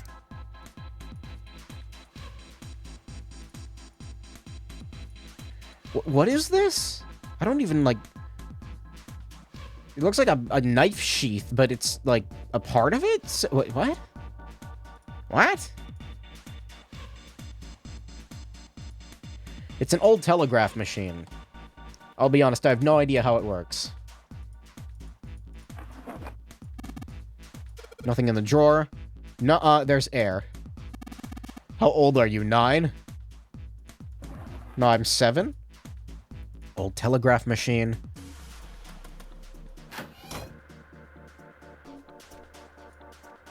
This?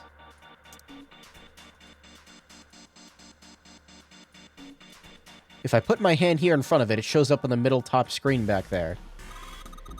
You've got a short lifeline, Junpei. Mind your own business. No, not this. No. This. The control panel for the electronic lock. Looks like it's got a keyhole on the bottom right. Maybe the key I got earlier. Okay. Just had to put that key in and now it's on. Junpei, look. There's a minus sign on the screen. There's 8 of them. That probably means we've got to put in 8 digits. You think you can figure it out? 8 digits. Once I put in the 8-digit number, I press E to enter it. Okay, now it's letting me...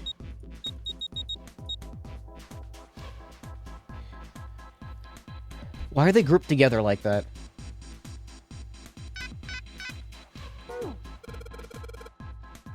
What's the password? I'm pretty sure I've searched every part of this room by now. What is the... There's a password. I thought it would be 4 digits so I could do this, but maybe not. They look like batteries. There's a cable running from them to the monitor. There's an R on the screen. If you combine it with the 3 other letters, it says 0. I think I see where this is going. Why is there only 1 letter per monitor? If they wanted to say 0, they only needed 1 for that monitor, you know? But why? Maybe there's a reason why the letters are displayed individually. It's not 0, it's S. Yeah, it's an S-Z-E-R-O. Z. X spectrum.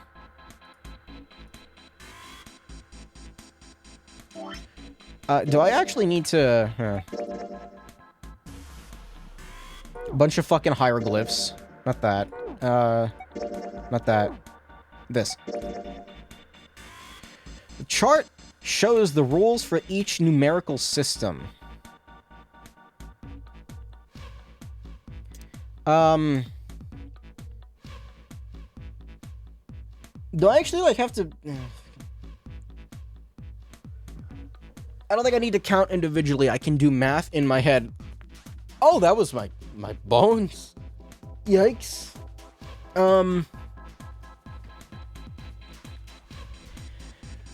So if A is 10, that means I can just take the numerical value of A in the alphabet and add 9 to it, right? So if I... Z 26 plus 9. Okay, so what's 26 plus 9? Can I find a calculator? Because I can't think. Fucking dumb. 26 plus 9. That's 35. Okay, let me do some math. Alright, so Z-E-R-O. So I'm gonna write it down. This is 26 plus 9. So that's 35. Just making sure so I don't fuck up, because you know I'll fuck it up. And then E. It's the 5th letter. So 14. And then R.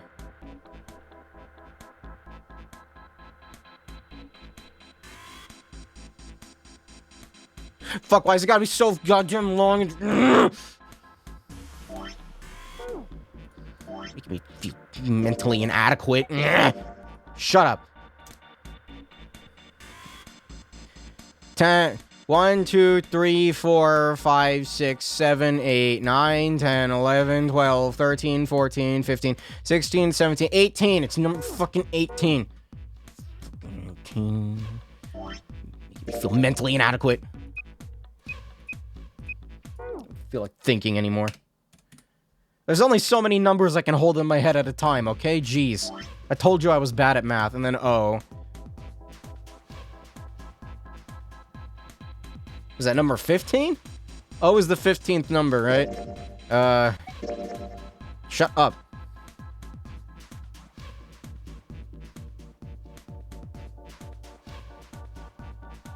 I was right, just double checking. It's 15 plus 9, because I don't feel like thinking anymore. Fuck your thinking. 24. 25. There. Fucking...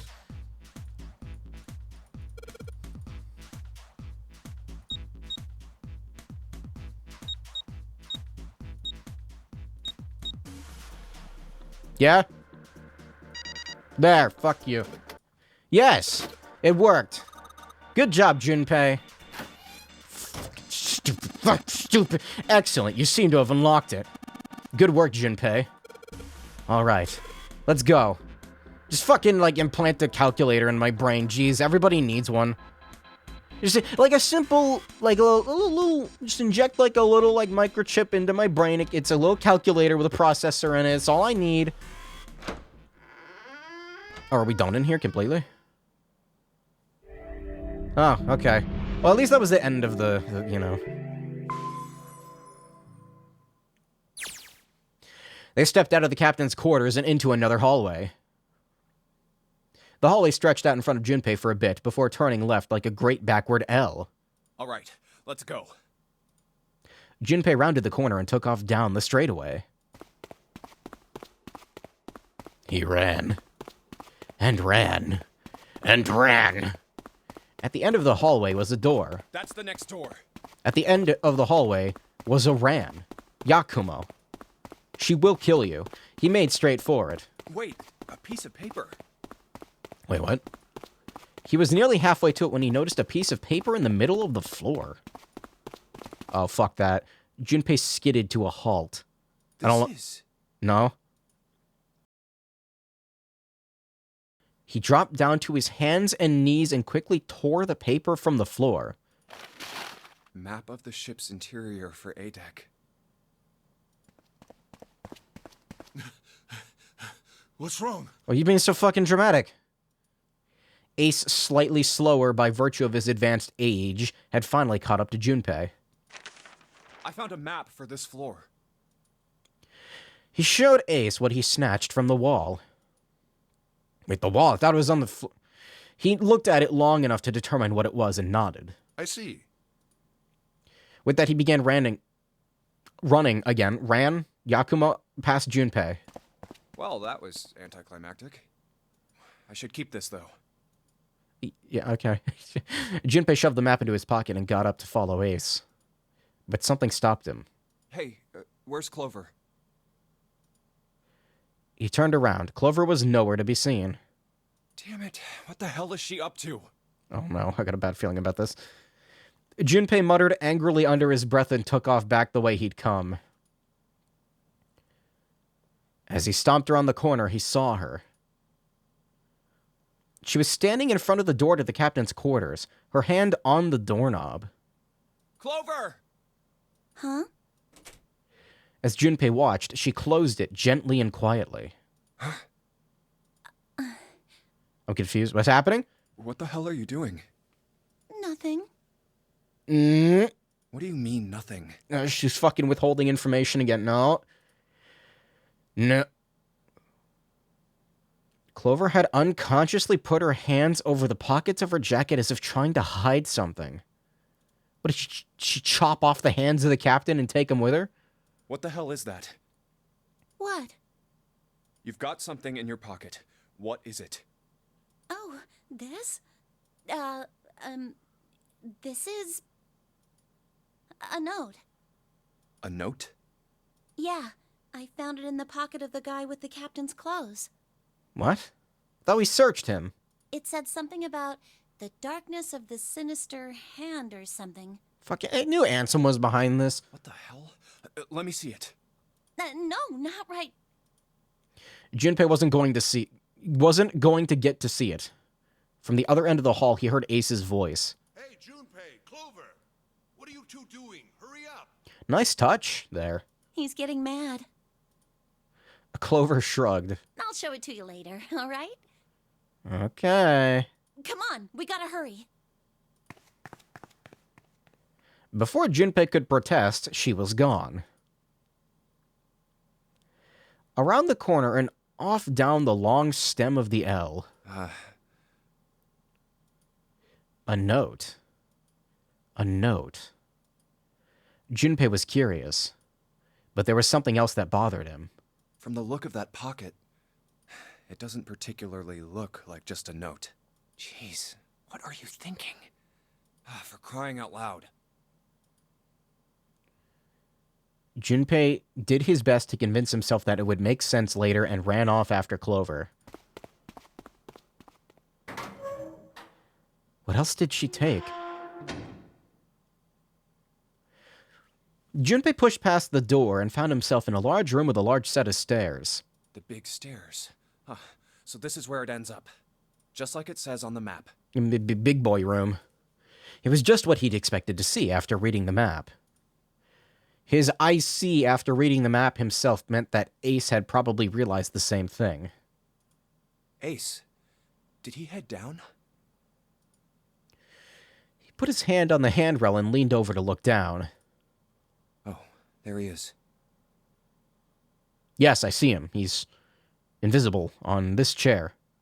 Look, the 4 others are there too. And not just Ace. Santa, June, Seven, and Lotus as well. Really? Let's join them.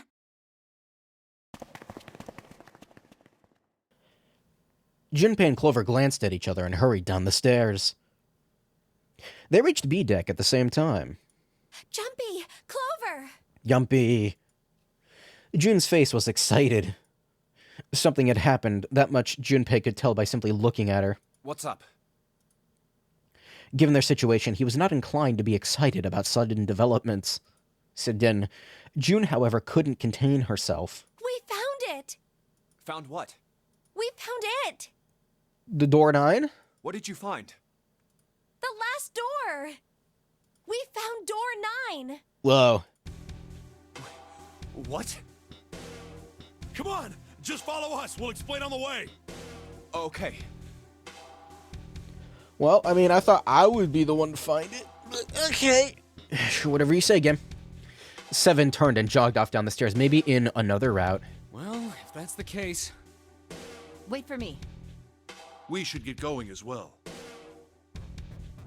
The rest followed. Jumpy. We finally made it. The relief and excitement in her voice echoed what each one of them felt. Yeah, it's finally time. Jumpy wasn't quite ready to believe they'd done it, at least not just yet. Still, if everyone said that it was door 9, then it probably was. We've reached the end. He could feel his heart racing. A mixture of anticipation and fear ran through his veins, and he could feel his legs shaking. He was doing his best to maintain his sense of healthy skepticism, but he couldn't deny the prospect of escape was an exciting one. Something's bothering me. Only 3 to 5 people can go through the numbered door. Who are we gonna choose to die? 7 of us are on our way to door 9. That means that, best case scenario, there will be 2 of us who have to stay behind. 2 people.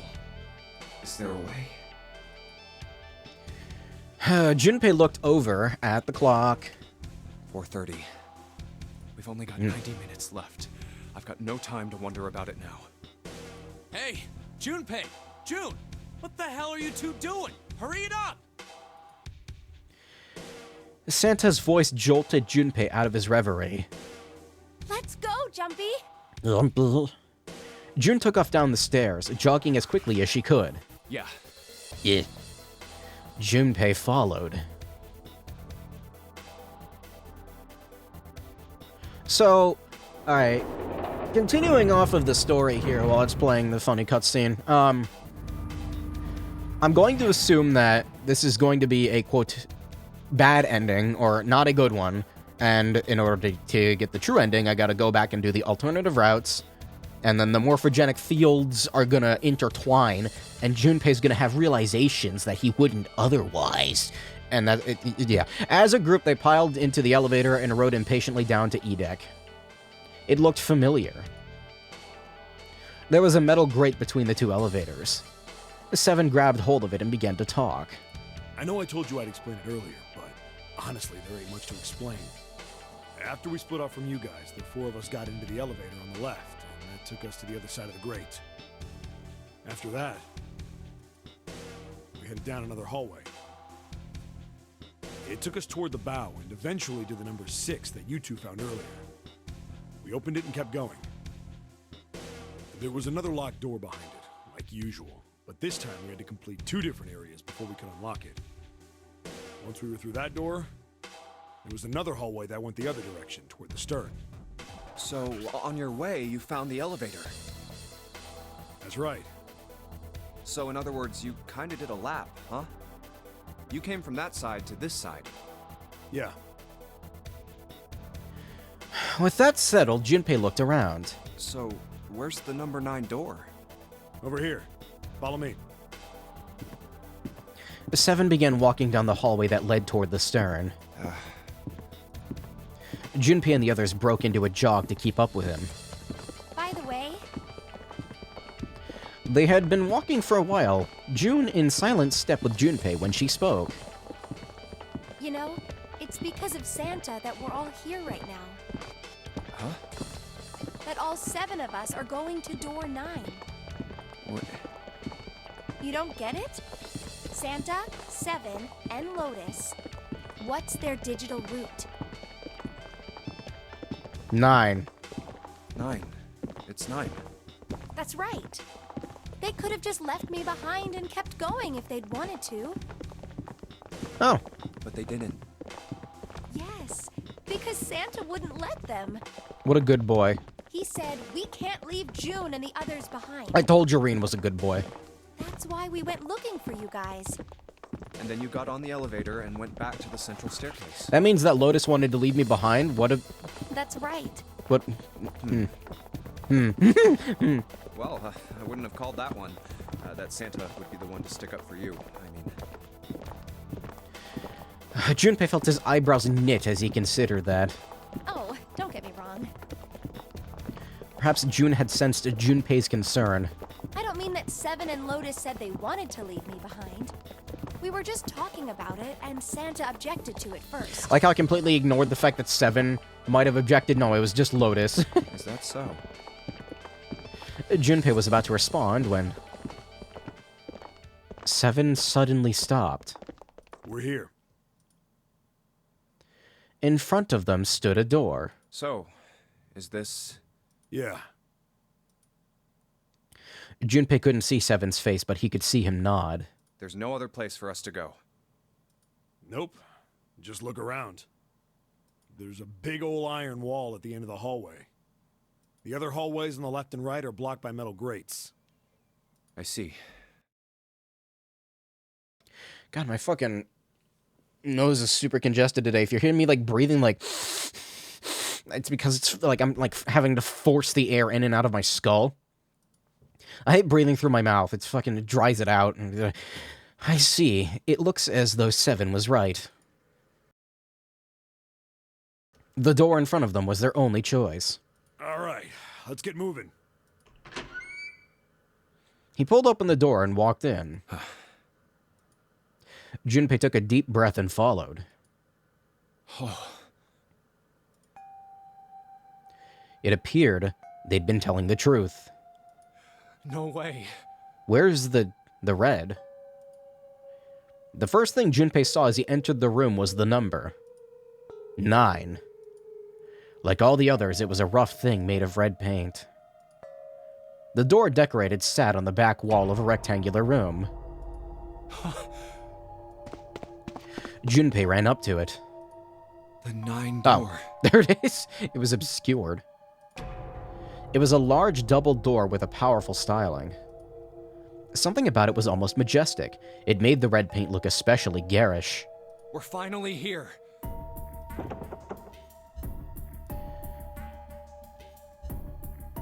Oh, I was like, I saw something appear on my monitor. I'm like, what the fuck is that? That was my cursor. I moved it to the other monitor by accident.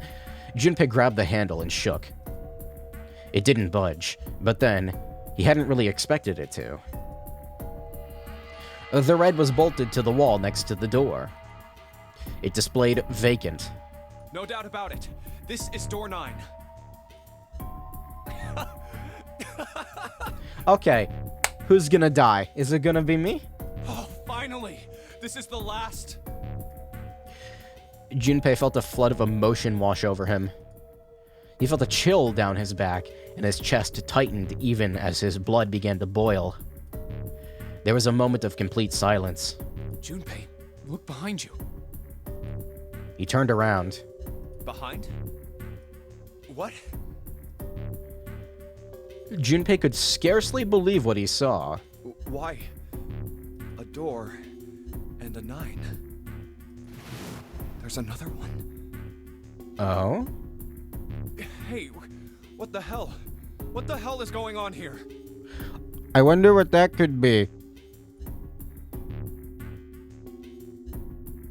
His words came slowly, and his brain struggled to understand what he'd seen. That's probably not going to be what I think it is.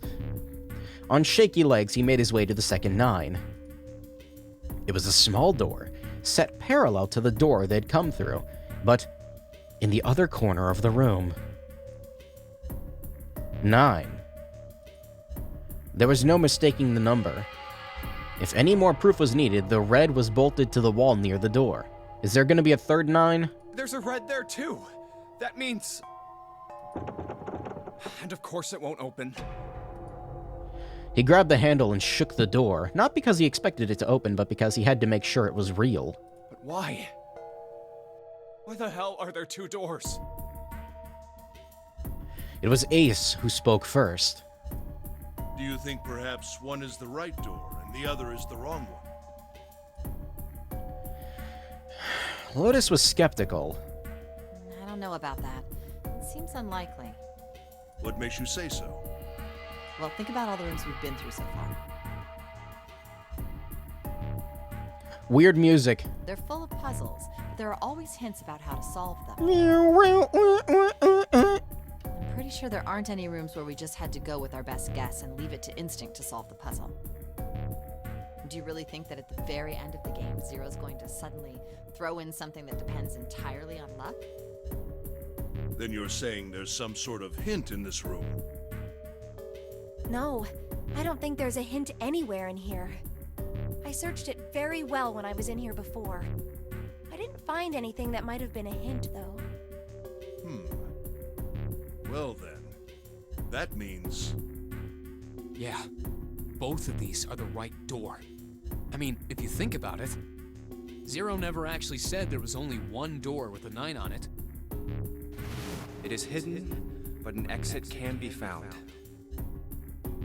Seek a way out. Seek a door that carries a 9. Junpei began to mutter to himself. So if there are 2 number 9 doors, if we split it up right? That's not gonna work. Junpei blinked and looked up at Clover. She held out her hand. You've got a notebook and a pen, right? Can I borrow them? So is this going to go where I think it is, where it's going to be like, okay, in order to get the good ending and go through both doors with everybody, I have to make sure nobody goes missing or dies.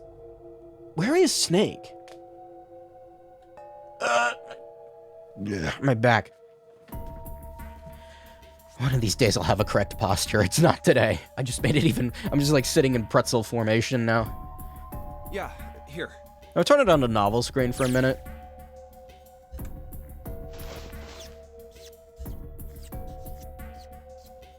Look at this. You get it? The numbers on the top are all the combinations with digital roots of 9. The numbers on the bottom are the people who don't fit. Yeah, I'm good now. There's only 8 possibilities if we split up into 2 groups of 3 or 4 people.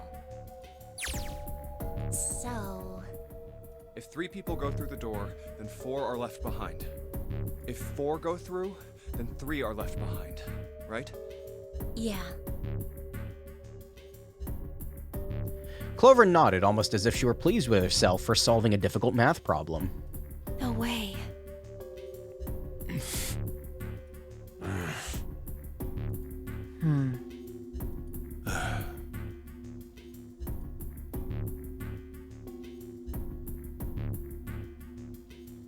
The room was very quiet. Silence lay across everyone like a thick, heavy blanket. No one spoke. Their faces were blank. Come to think of it,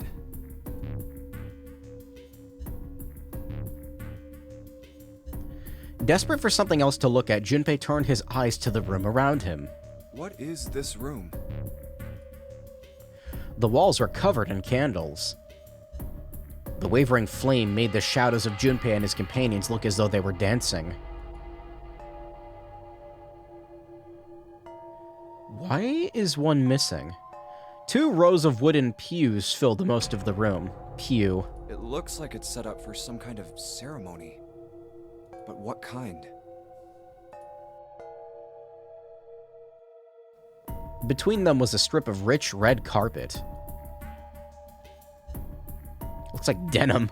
The carpet ran straight through the room, ending at the door that pointed to the stern of the boat. At the other end of the carpet, Is that an altar?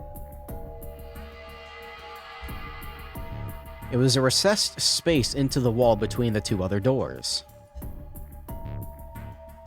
Sitting on a raised section of the altar was a coffin. A coffin? I feel like it's not going to be what I think it is. No, it couldn't possibly be. But if it wasn't, then whose body occupied it? That was as far as Junpei wanted to pursue that line of thought. He decided not to think about the coffin, for the time being. At that moment, Seven spoke. There was an edge of humor in his voice, but it was forced. Okay, I give up. I give up. I figured if we sat around here long enough, someone would volunteer. But I guess nobody's got the guts to do it. What are you talking about? Junpei didn't understand, and he wasn't the only one. What? You guys didn't figure it out yet? Fine, let me enlighten you. Clover was mostly right with her little explanation earlier, but she missed something. She wasn't really wrong, she just... screw it! Let me just write it out. Seven snatched up the notebook and began to write in it. Everyone else clustered around him, desperate for a look. If you're trying to leave with a group of 3 and a group of 4 and get everybody out, Clover's right. But there's another way. Only one combination, though. If you split us up into groups of 3, 3, and 1, you can make this combination. Wait, this means... Don't get me wrong here. I'm not trying to copy Ace or anything like that. Even if he hadn't been the hero back in the big hospital room, I'd still be saying the same thing. The same thing? Are you saying? Yeah, I am. I'll stay behind. Oh. I like Seven. He's cool. Why are you acting so heroic all of a sudden? Are you some kind of idiot? Lotus was the first to speak. That in itself was a little strange. She'd reacted much differently when Ace had volunteered. No, I'm completely against this. I'll be goddamned if I'm gonna have to owe you for getting out of here. The rest of them began to speak all at once. I'm against it too. I didn't want to leave Ace behind, and I don't want to leave you either. I don't like that idea. There's gotta be other options. I disagree as well. I can't say I care much for you being the hero. Finally, they quieted down. Junpei looked at Seven. Well, there you go, Seven. Proposal denied. Clover's right. There's gotta be a better way than this. Let's go get the axe and chop the doors down. Seven made some noise that was somewhere between a derisive, I can read it, snort and a cough. Doesn't make any sense. He was doing his best to pretend that they were making a foolish decision, but Junpei could see the twinkling of water at the corner of Seven's eyes. That was when Santa spoke. Whoa, hold on a minute. I haven't said anything yet. I have not spoken. Until then, Junpei hadn't realized that Santa had stayed quiet for the whole discussion of Seven's fate. Something in his voice just made Junpei uncomfortable. Are you agreeing? You want to leave him here? Santa shook his head. Nah, I'm against it. I don't want to leave Seven here alone. Then I don't see how it matters. I said alone. Huh? I said I don't want to leave Seven alone. There was a dull shine in Santa's eyes. They were cold and hard. Junpei felt himself shiver. What the hell are you... What? You don't get it? I can't leave just one person. I need 2 more. 3 people, including Seven. I'll be leaving behind 3 people. That's my proposal. No. Those are my orders. What? What do you mean, orders? What the hell makes you think you can order us around? Who the hell's gonna listen to you? You all will. In 3 seconds, you won't have a choice. What's gonna happen? What? 3, 2, 1. Santa was so fast, Junpei could barely see him. Second form, Gale. When he moved, it was almost like watching a dance. His feet moved like lightning. He spun, and... Oh, God. Damn it! He had June. Where did you get that? See? I told you. His lips curled into a cruel, mocking smile. Huh? What? A shudder traveled the length of Junpei's spine. His chest froze and he could feel his breath go stale in his lungs. Yeah, Santa's such a good guy. Nothing made sense. Junpei felt as though his head were about to explode. Santa's sudden change in attitude, saying that he needed 2 more. The gun in his right hand, a revolver. Santa had grabbed June from behind and pressed what Junpei's shaken brain identified as a revolver roughly against her temple. Why? What the hell is that? It's not... It doesn't look like a normal gun. Where on earth had Santa possibly found a gun? Junpei's questions roared in his mind, but his mouth refused to ask them. Seven spoke, almost as though he had sensed Junpei's confusion. The gun's from the other room. What? What room? One of the rooms behind door 6. I should have known he was gonna do this. I should have taken the gun. Well, it's too late now, fat ass. Damn it. Damn it, man, I thought Reen was good. A mixture of fury and frustration twisted Seven's face as he glared at Santa. That's fucking the name. Oh, the name. Santa, for his part, didn't do much as flinch. The corner of his lip twitched into a slightly wider smile.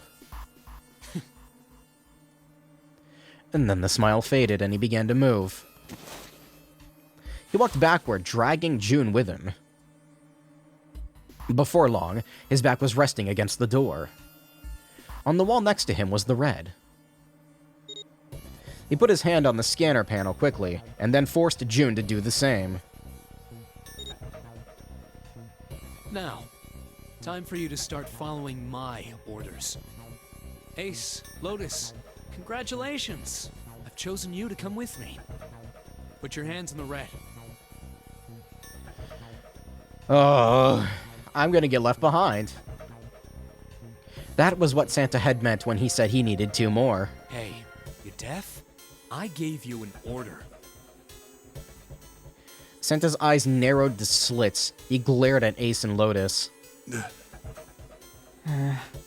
No, hold on a minute. Why is he doing this? It's not like he can't leave. So, what?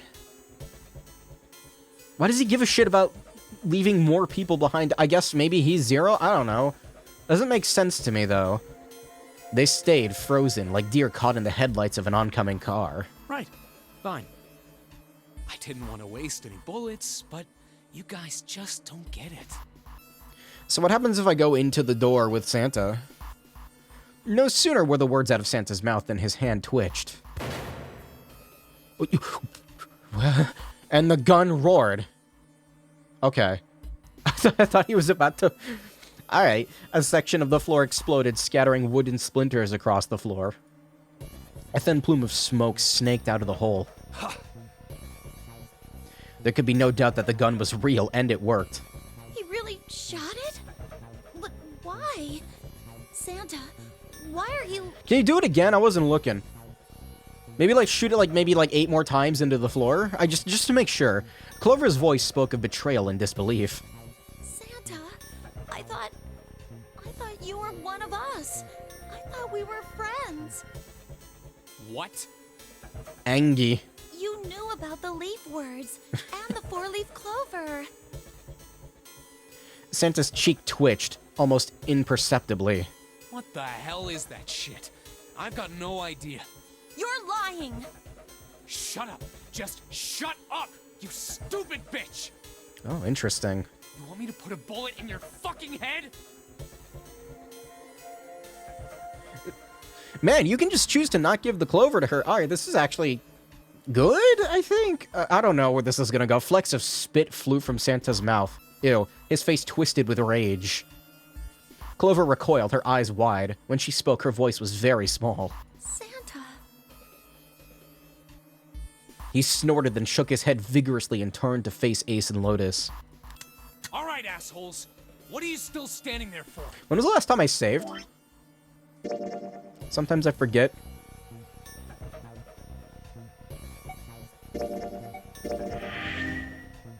Return to title screen now. Thanks for watching the stream.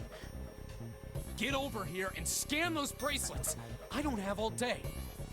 Oh, what's the matter? Your hearing's starting to go? Going senile, maybe?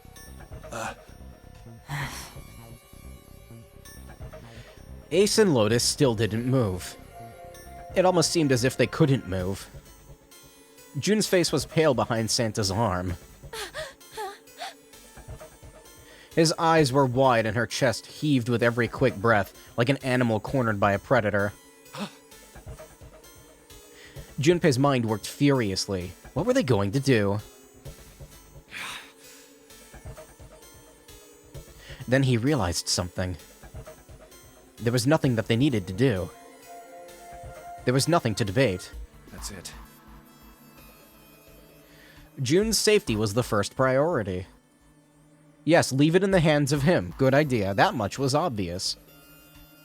Doing as Santa commanded meant that she would be safe from at least 2 threats. She wouldn't be shot, and she would leave the ship alive, along with Santa, Ace, and Lotus. There was only one thing for Junpei to do. It's the only way. But why, though? He turned to Ace and Lotus. Please, go. Huh? No way. Jumpy, what are you saying? If you stay here, you're going to be stuck, Jumpy. And so will Clover and Seven. I know, But why, though? but you don't need to worry about us. We'll figure something out. Right, Seven? Right. You just leave it to us. Hold on a minute. Is it 7?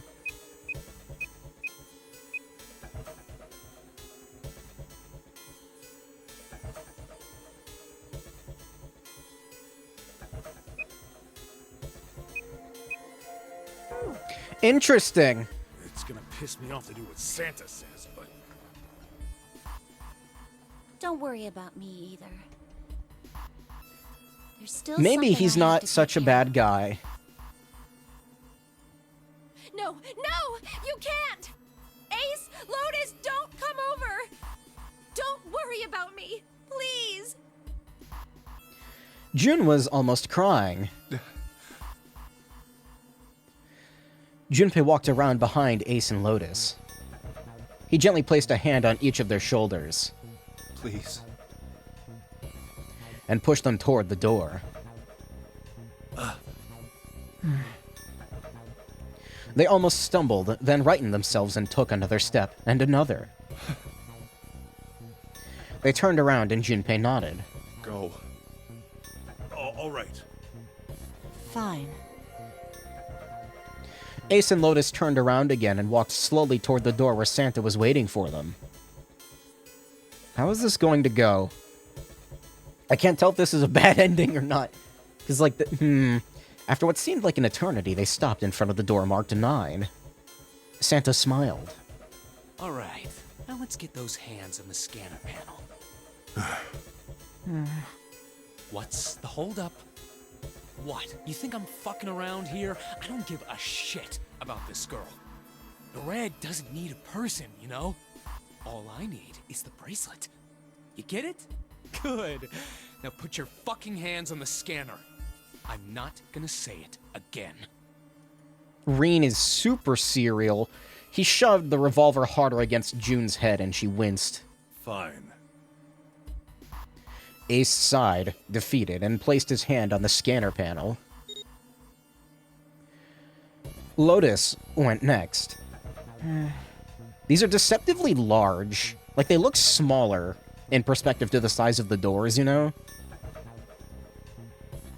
Perspective, I don't know, maybe it's off. Lotus glared at Santa, then slammed her hand into the panel. Imagine if she broke it, just, like, shatters. The 4th asterisk blinked on. Good job. Now, Lotus, pull that lever. As soon as the door opens, you get your ass in there. Try anything stupid, and you know what happens, right? Damn it. Junpei could almost hear Lotus's teeth grind.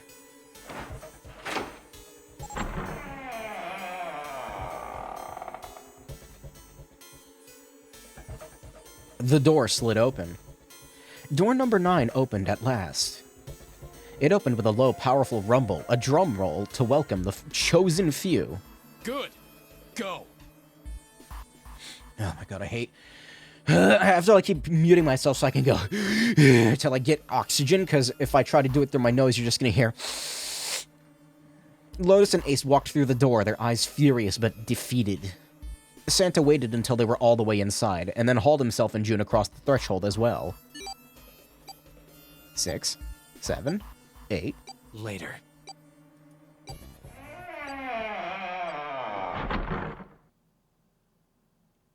After exactly 9 seconds, the doors swung shut. It should be doors, there's 2 of them. The gust of air it created caused the candles on the altar to flicker and die.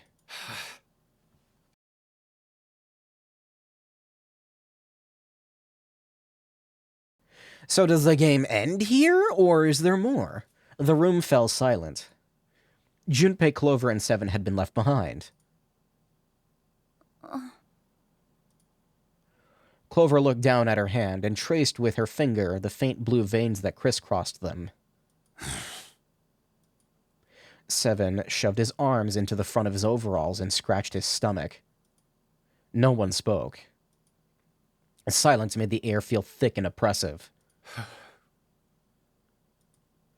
Desperate for something, anything to occupy his mind, Junpei walked to the larger of the 2 9 doors.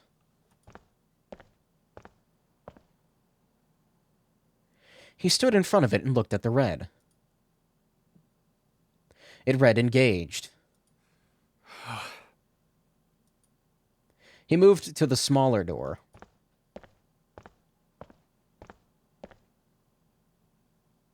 It read vacant. Red. The red.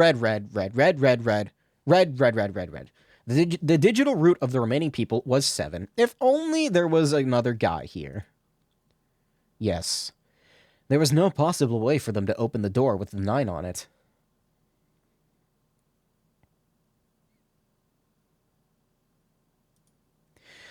Junpei touched the surface of the door. June.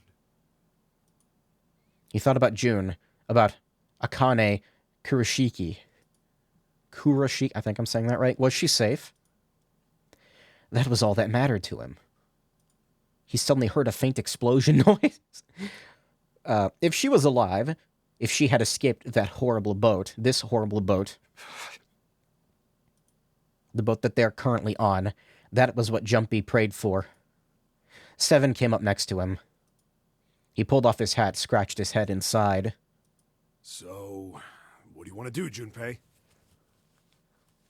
If Snake is alive, I have the key card. I guess we'll go to the fucking library. You want to do some reading? What do you mean, what do I want to do? What can we do? 7 opened his mouth to respond when...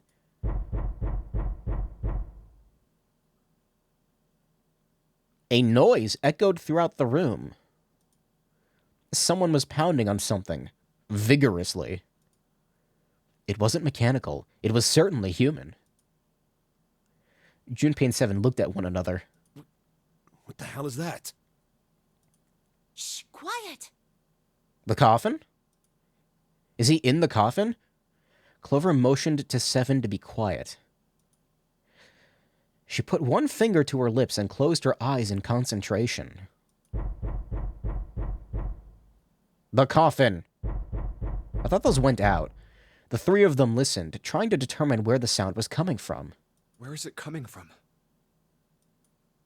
There you go. Could it be? I need a key? Is this going to be one of those things where, like, I don't know the combination, so I can't get him out of there, so we're all going to die, but if you play the other routes, then you learn combination? Hey, I think it's coming from this coffin. You're right. Let's open it. But how? What are those muscles for? For show? You're telling me to force it open? Just shut up and try! Okay, Junpei and 7 grabbed a hold of the coffin. They tried to get a good grip with what little purchase they could find, and pulled with all their strength. Is it made of wood? Man, imagine if we had the axe. Damn it! It won't even budge. Where'd I get a code? There was some sort of keypad attached to the coffin. Its purpose would not have been difficult to determine. Their eyes were almost immediately drawn to it. Not another one. Yeah, looks like it. Do you think we have to put in the right password or it won't open? Where do I get a password? I think so. The noise wasn't stopping. In fact, it was getting louder. Whoever or whatever's inside this thing wants out. And now. Your skeleton is very tired. Let him out. I know that. But how? Without a passcode, I don't think there's much we can do. They couldn't even tell how many numbers the passcode needed to be. Ooh. Isn't there a hint somewhere? Well, let's look for one. We're still going. Oh, wait. Unfortunately, there didn't seem to be anything near the coffin. Clover ran to examine the pews, and 7 investigated the desk, but they turned up nothing. There's nothing here. Like, at a certain point, I'm just expecting them to, like... I don't know if the story is going to end, and they're going to be like, suddenly the ship snapped in half due to the weight of the water or something. So, I don't know. Like, either they're going to get... They're either going to get out or they're not. Not making this easy. I just don't know. I don't know how abrupt it's going to be. The sound still wouldn't stop. It was a noise that belonged in that room. Wasn't a noise. It's hard to read with the candle in the way. What's the That's passcode? behind. Is he gonna knock again? What am I supposed to do? How can we figure it out? I need something. Do I need to know Morse code? 6 knocks.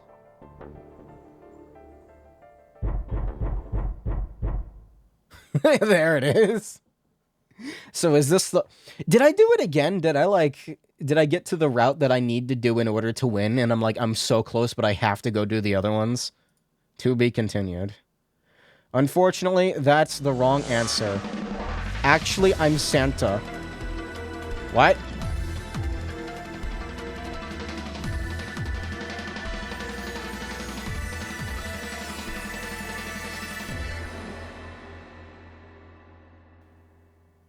Let our game begin. Ah, man, I lost. You have reached one ending. The game has multiple endings. In order to experience all the endings, you need to play through the game multiple times. What? No way. Make sure to save your... I thought that said poggers for a second. To retain all information you've acquired. Memory of Escape has been added to the title screen. Memory of Escape enables you to replay the escape rooms you have completed. Ooh.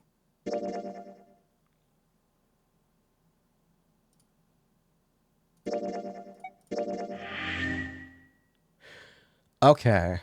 That's what those are.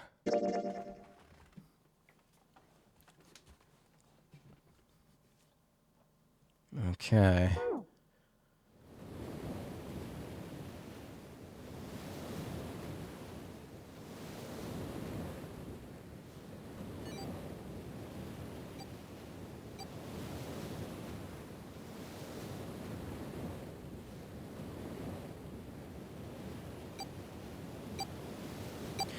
I still fail to understand, like, what do? Do they get on a lifeboat and then the ship just, like, kerplunks?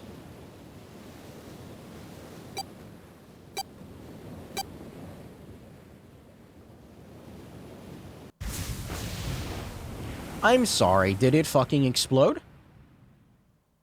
Oh, he blew it up. Okay.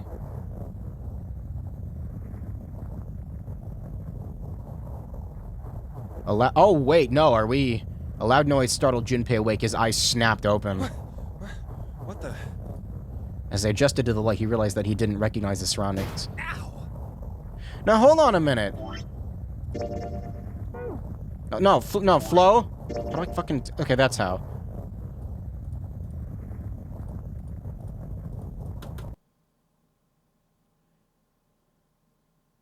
Okay. I was gonna say, it's not gonna make me start all the way over, right?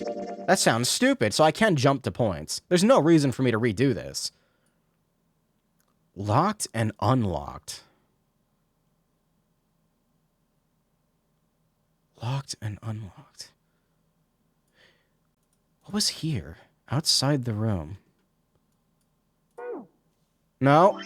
No, not that. Fuck. Novel. No, not novel. Actually, yes, novel. Maybe. Not menu. I thought we were finished with that topic. Shut up.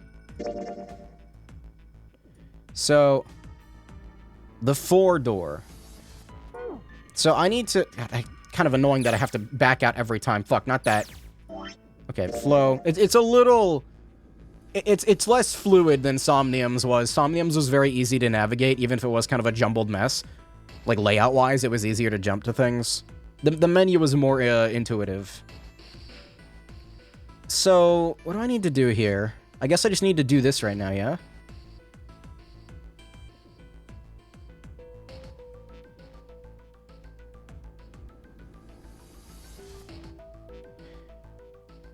It's kind of weird to jump back to this point in the story, but, you know, that's not that big of a deal. Why do I... Locked, why does it show that? Locked, unlocked.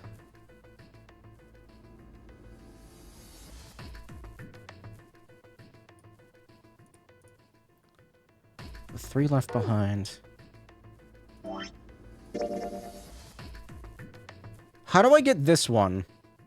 You know what I probably have to do? I have to not give Clover the informations, maybe?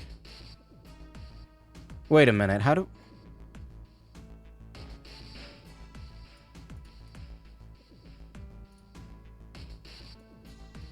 Oh, I can zoom in and out with... Okay, that's how you do it.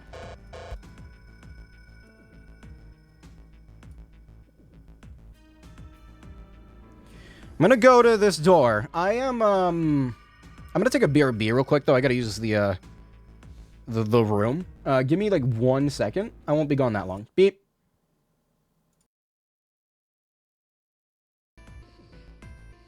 See? It was only gone for, like, 8 minutes. Okay, it was longer than I'd like. But I gotta wash my hands, man. They're still wet. Why are they so wet? You know, this experience has only reminded me that the shitting strat... Very viable strat, in my opinion. Ooh. Excuse me. Okay, that's not what I meant to do. All right, so they give me some time to ruminate. Let me think here. So, couple things that we triggered, I think, but we don't have ready. Because they're showing up during this escape. Clover had something in her pockets. She's withholding information. I guess that's important. So, does this mean that I have keys to locks, and I unlocked one of the routes in that process? Meaning that there are... That's showing that I'm missing a key from that section, so I didn't miss anything? Or is it not... It might not be obvious. I don't know. I don't know how streamlined it is. Because there's another route here, and I don't know how to get that. Again, I guess I'll wait until later. So, I picked, Also, is my audio okay? Hello? Until later. So, I picked... Hello, me. Shut up. The fourth door is actually giving me, like, a weird amount of time to reflect on what I've done without a bunch of, like, dialogue being shoved into my face. So, I picked the fourth door. And then... It means I picked the opposite of the fourth door. So if I... How do you skip text again? I need the keyboard. Skip text. Is there an option for that? But then what should we do? Oh my god, enough! All we're doing is talking! Is there not a settings... Hold on a minute. I thought there was a way to skip. Is there not? Oh, shit. Man, hold on. 999.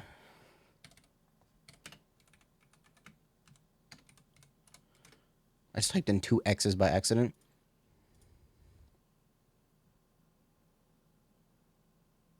Appears in the menu after you've seen one ending. There you go. That's what I like to see. Okay. So it's a cycling thing. Now there's a third option that it didn't explain.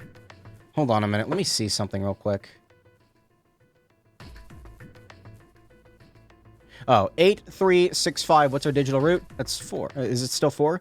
8, 11, 17. Wait. 11, 17. 22. It's still 4. So I need to be careful. That actually, like, cycles through them now. That worked out well. I want to see Snake All right, again. then. Fuck. Which door? Maybe he doesn't have an arm. Okay, so now is where I pick. I was making occasional saves, but I kept forgetting to. So it's a good thing that yeah, that's good. I decided it had to be door 5. Hey, wait. Alright, let's see something. Once you get new dialogue, it does not auto-skip. Beautiful. Junpei's cry echoed across the room. The 4 people walking toward the door stopped and turned back toward him. Door 5 too. It's on auto. Fuck. The words were scarcely out of his mouth when June spoke up. What?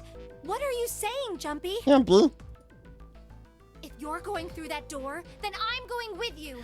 Yeah, this is the part where this game gets weird and it's gonna be like all disjointed and stuff. He turned around to look at her. No, you can't. I can't take you with me. Why? Well, you know what's in there, don't you? Are you sure you want to see that? Well... Oh, that's right. We're going through the door where 9 exploded. Oh, man. Oh, that was my knuckles. June opened her mouth as if to say something, but instead closed it again and looked at the floor.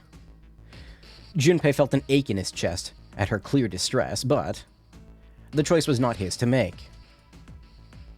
There was nothing else he could do. Junpei turned away from June, doing his best to silence his turbulent emotions.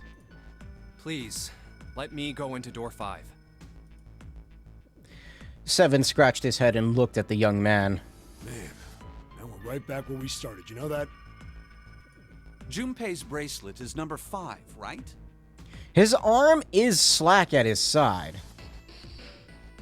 If we are going to add Junpei, then we must subtract 5 from the rest of us. Snake turned to Ace. Ace, please, take good care of Clover. Oh, all right. That's fine. 1 plus 4 is 5. Don't go away! You need to listen to me, Clover. Go to door 4 with the others. No! Don't be so selfish. Snake's tone was harsh. Why? So rude. Tears welled up in Clover's eyes. She bit her lip and did her best to fight them off. Snake's expression softened as he put his arms around Clover. He held her close and whispered into her ear. You'll be fine. Just relax. It looked as though he whispered 2 or 3 more words, but whatever they were, Junpei didn't hear them. What did he tell her?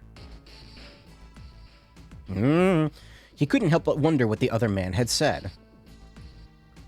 Snake pulled back from his sister, his eyes kind and inquiring. Okay. I understand.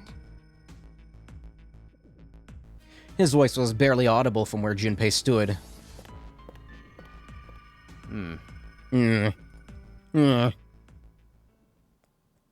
Before long, new teams were assembled. Let's make sure we've got this straight.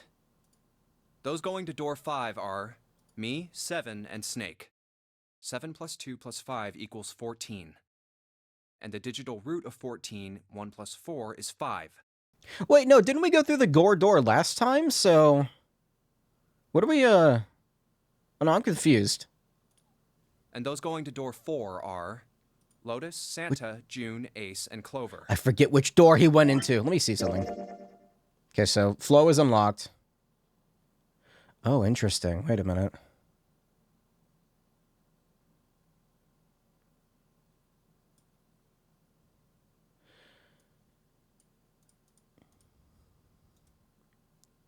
Why? Is it just to show that these keys don't apply to the other things? Maybe it's going to open up more. I don't know. It's confusing.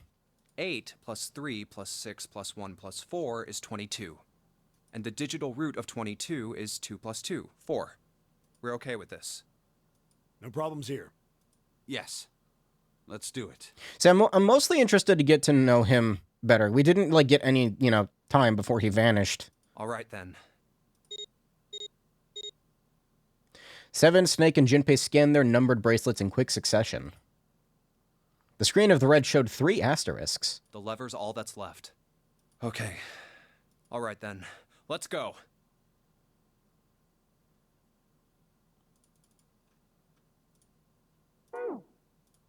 I thought maybe it could, replay the voice lines. It just sounded weird. From the okay to the all right, then let's go. I think I did it too quickly for it to, if it sounded weird. Junpei glanced around one last time, his hand resting on the lever of the red. Okay. Please be careful. So this is going to be a smaller party than last time. I think I like that. Less confusing. Also, I stay away from Santa. Concern was written plainly across her face. We will. Junpei looked her in the eye and gave what he hoped was a reassuring nod. He pulled the lever. Kronk.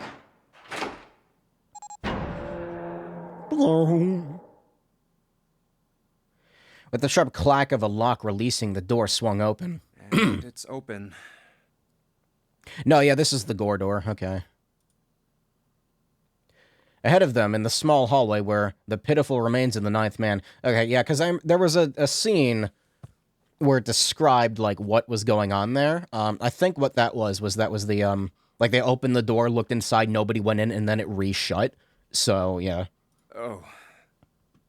That's messed up. That was the 9th man. For a moment, Junpei froze. Try as he might, his eyes would not leave the corpse, and his feet would not leave the floor. 7, too, seemed paralyzed. It's a good thing you can't see, at least this one time. Snake, on the other hand, seemed unconcerned. He walked calmly down the bloody hallway and only stopped when he realized his companions were not following. Oh. How can you... Well, do you intend to kill me? I assume you haven't forgotten the door only remains open for 9 seconds, have you? Oh, fuck, he hadn't even bothered to turn around. His head was at most slightly cocked toward one shoulder. Sorry. Let's go! Junpei 7 looked at one another, nodded, and threw themselves through the door. Here we go.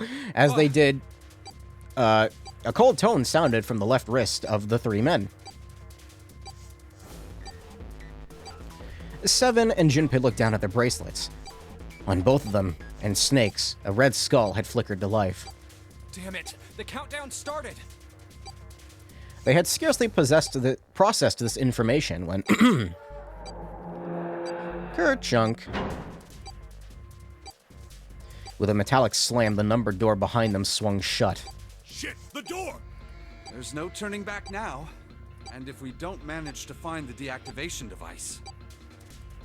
Hey, where is the dead? The fear and urgency in 7's face reflected what all three of them felt. How the hell should I know? Stay calm. Look around you. Okay, I get it. Junpei spun around, searching desperately for the dead. He found it easily enough. It was on the wall next to the closed door labeled 5. Found it! Right here!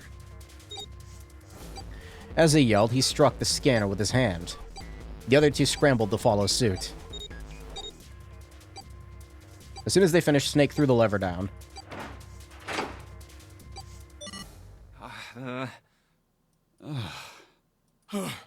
Yeah, see, we're fine. Whew. Well, it looks like it stopped. As he spoke, Junpei wiped the sweat from his forehead with a trembling hand. Goddamn thing's gonna give me a heart attack. A muscle stood out in 7's neck, and the corners of his mouth were twitching. Jumpy, are you all right? Are you guys okay? Yeah, we're good. They could hear anxious voices, muffled but distinct, from the other side of the door. Yeah, we're fine. The detonators have been deactivated.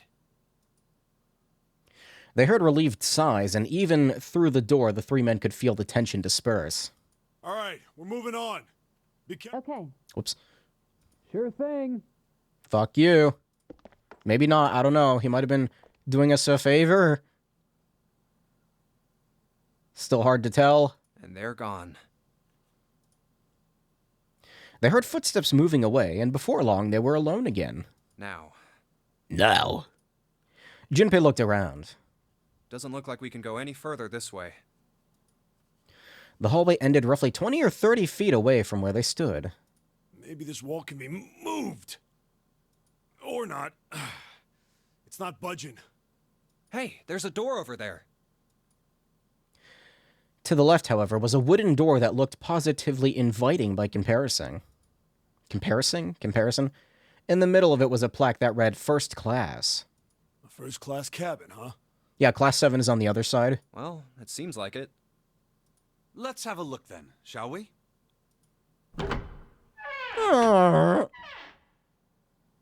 All right then, let's go. Yeah. Without hesitation, Snake opened the door and stepped inside. 7 followed closely behind him, closelier. Junpei moved to follow them as well, but... He stopped just short of the threshold and looked back, not knowing why. I don't want to look, but... Lying in the small hallway was a man's body, or at least what was left of it. He tried hard to avoid looking at the grisly scene, but it just wouldn't leave his mind. Oh, it's so horrible. I can't even tell what's what. What had once been a man's internal organs now looked so much like vomit. As though something had chewed up and spit out the better part of his torso. It was hideous, but worse. Still, it was cruel. It was hard to believe the thing on the floor had once been human. The black pool of thick blood, the lumps of glistening flesh spread across the floor. The awkward, twisted tangle of shredded intestines. Man, this was a DS game. The head wrenched to some grotesque, unnatural position. He'd been wearing these. Oh, interesting. Why is it, like... This is the first good look I think I've gotten at one of these. So those are actually like wires or cables, I guess. Maybe made of steel or something, I don't know. The man's glasses lay next to his head. The lenses were cracked and the frame bent and distorted. Next to the glasses lay a bracelet, the number 9 still displayed on its face. The bracelet's off. Oh, wait. Zero did say. Lastly, let us discuss how to remove the bracelets. Love that. There are only 2 ways to do so. 1. You escape from this ship. 2. More likely, which is 0. What does this voice remind me of?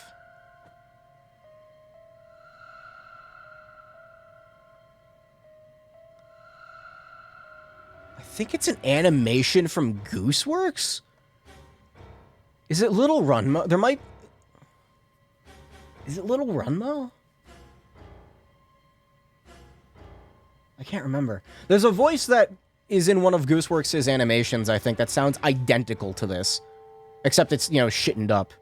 It's more like a type of tone. I can't describe it. Once the bracelet is taken outside the confine of the ship, or the backside of the mirror's heartbeat has fallen to 0, it will shut down automatically. The bracelet comes off when you're dead. Oh, but what the hell's the point of getting it off when you end up like this? Ugh. I hate when this happens, because, like, my brain is making the connection of what it is, but it's like, it's not, the neuron pathway is not completely complete, ow. So it's just like, I have to let it sit, and it'll come to me later, or not, I don't know. Oh, just imagining how it must have happened. This was a human. It's like last time, or the first time I streamed this, where I was talking about, like, that weird battle that I was thinking of. I think it was called Battle of May Island. I forgot entirely that it was a Down the Rabbit Hole video. It's happening again. Why does this game do this to me?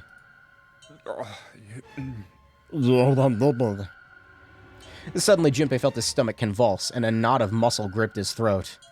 Oh god. Oh, I feel like I'm gonna puke. Oh, I gotta get out of here. Puking strats?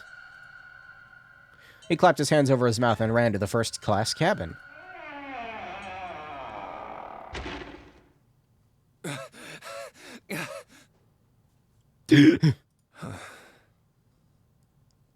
What's that?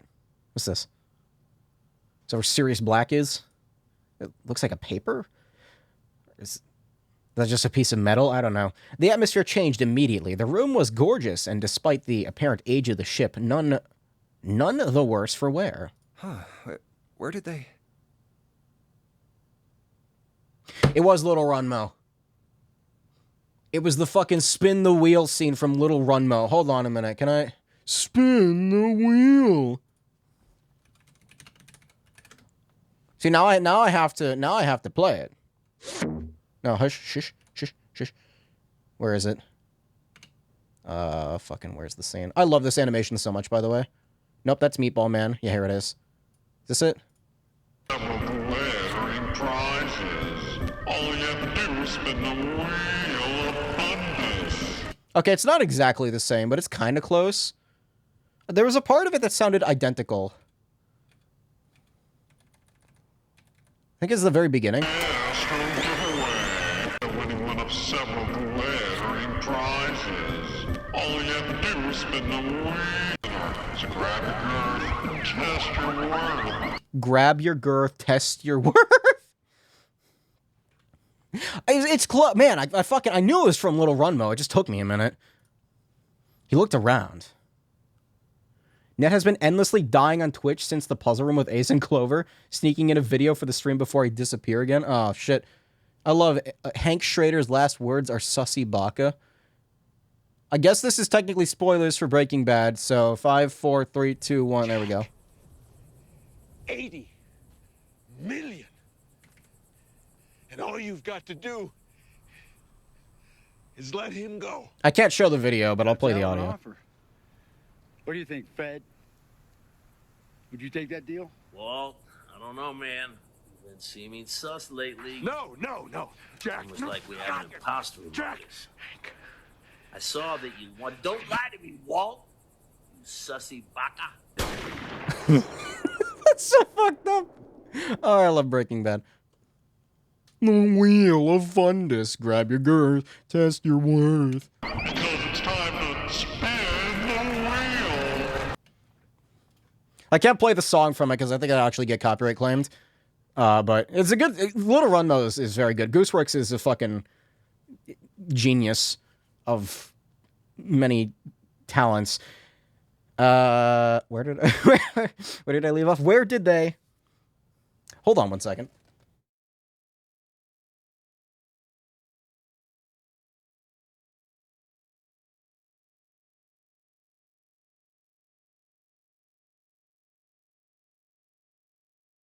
I'm so tired of winter. Cold, dry, mucus, blood coming out of my body. Not like that, it's from my skin. It seeps out. He looked around. Seven and Snake were nowhere to be seen. There were 2 doors on the right side of the room. He opened the one on his right and went through. Through here? Yeah, I guess I'm gonna have to do the sussy 3 door. Where is that again? Door 3. That's this one, right?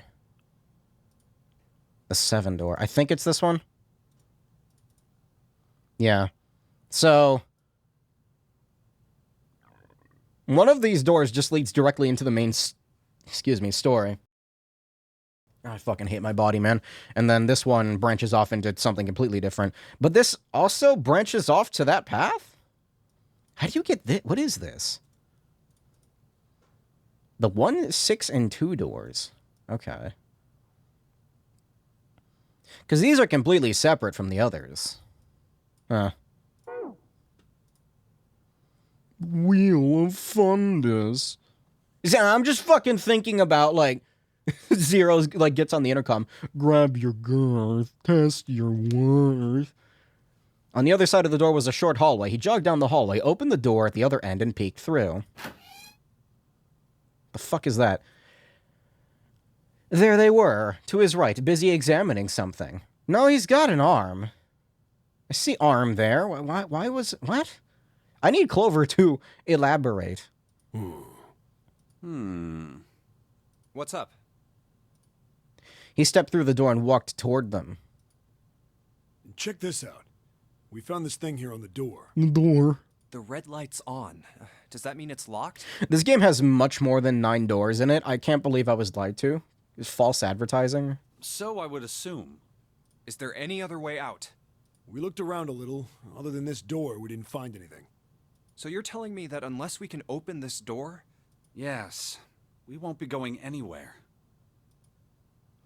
Junpei stepped away from the door and looked around the room. This looks like a bedroom. Then the other room is probably a living room. Or the closest you can get to one on a ship. All right, let's find a way to open this door. Come on, guys. Ping pong. This is a big one.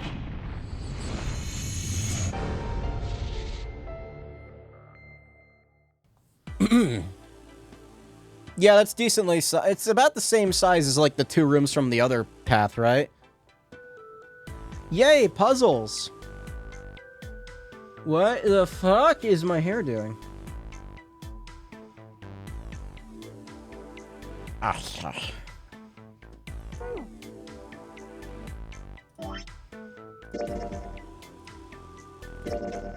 No.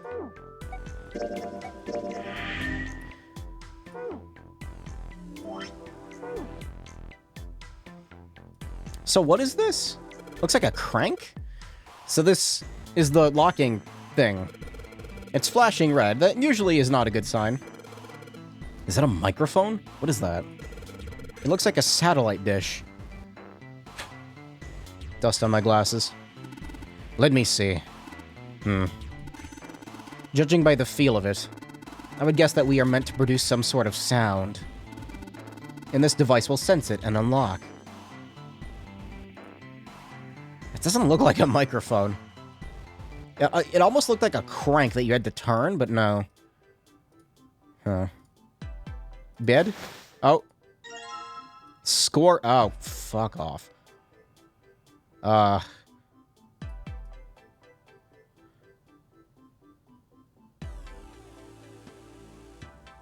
Is it transparent? It's transparent. It's like one of those things that, piano puzzle? Oh, no.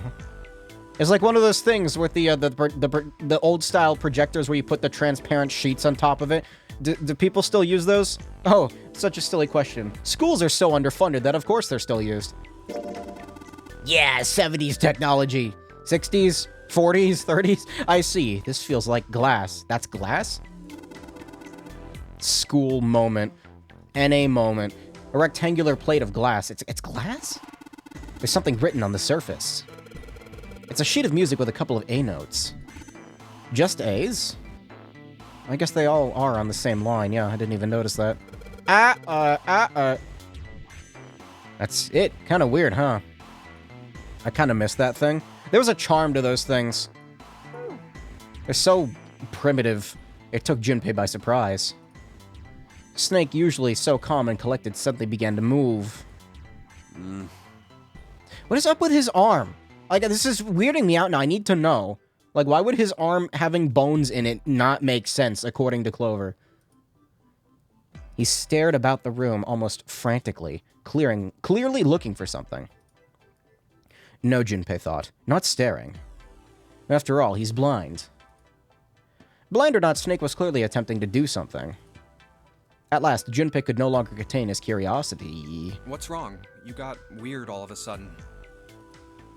Snake waited a moment before answering. I heard something strange. Something strange?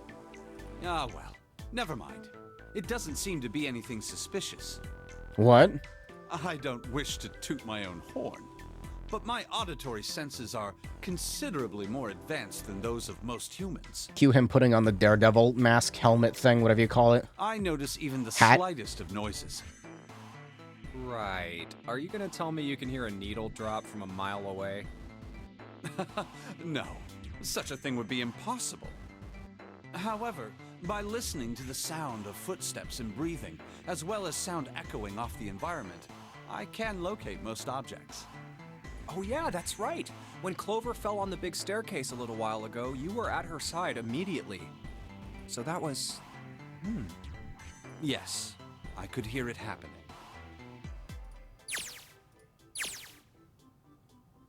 So, like, the way this looked, like, the way the Y is positioned and the way the E and L are positioned, it made him look like he had really long fingernails, and I was like, I have to check.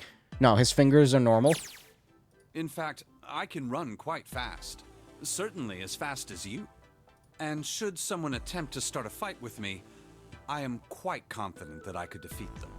Oh, this dude's a fucking Reddit user? Oh, really? Junpei was somewhat taken aback by this revelation. He stared at Snake, skeptical. You don't believe me, do you? Care to give it a try? I must warn you, you'll no doubt regret it. Well, I suppose that's enough playing around. Let's resume our search. Like, I was shall we? gonna make a joke about, like, yeah, I mean, he's definitely dressed like one, so... With a small, self-satisfied smile, Snake turned and walked away from Junpei. Yeah, I got him good. What's going on with it? I just want to look at this. What's going on here? Transparent music score sheet.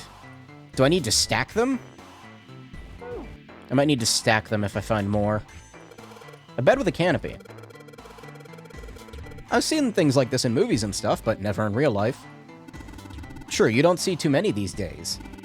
I can't see the details, obviously, but I imagine it's one of those princess beds covered Clover is so fond of. Cover core. Can I stop hiccuping, please? I would like to read the text. Clover wants one of these. Yes. She wants a princess bed. Didn't I say that? You think it doesn't suit her? Yeah, I guess you could say that. Junpei, judge her by appearances, will you? And well, you should not.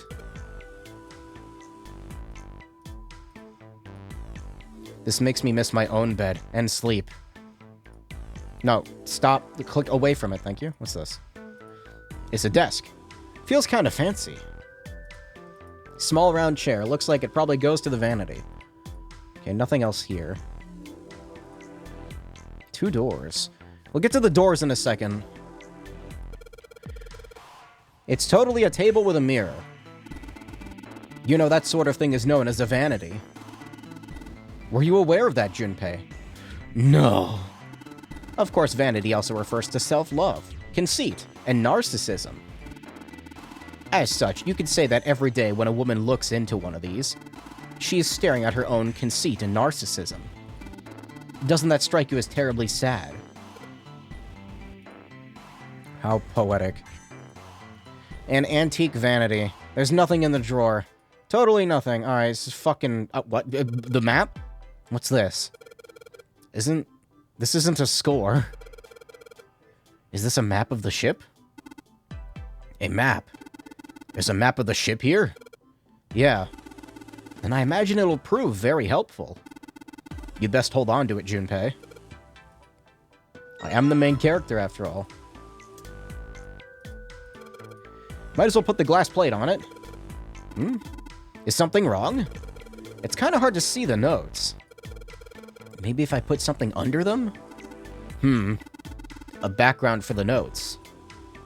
Okay, I need to find something else. A window. There's an iron plate nailed to it. You know, as per usual. Fuck, where am I? Hold on a minute. Where am I? Okay, so there's a middle hallway section. That's the bathroom. That's technically, yes, the bathroom. That's the shitting room.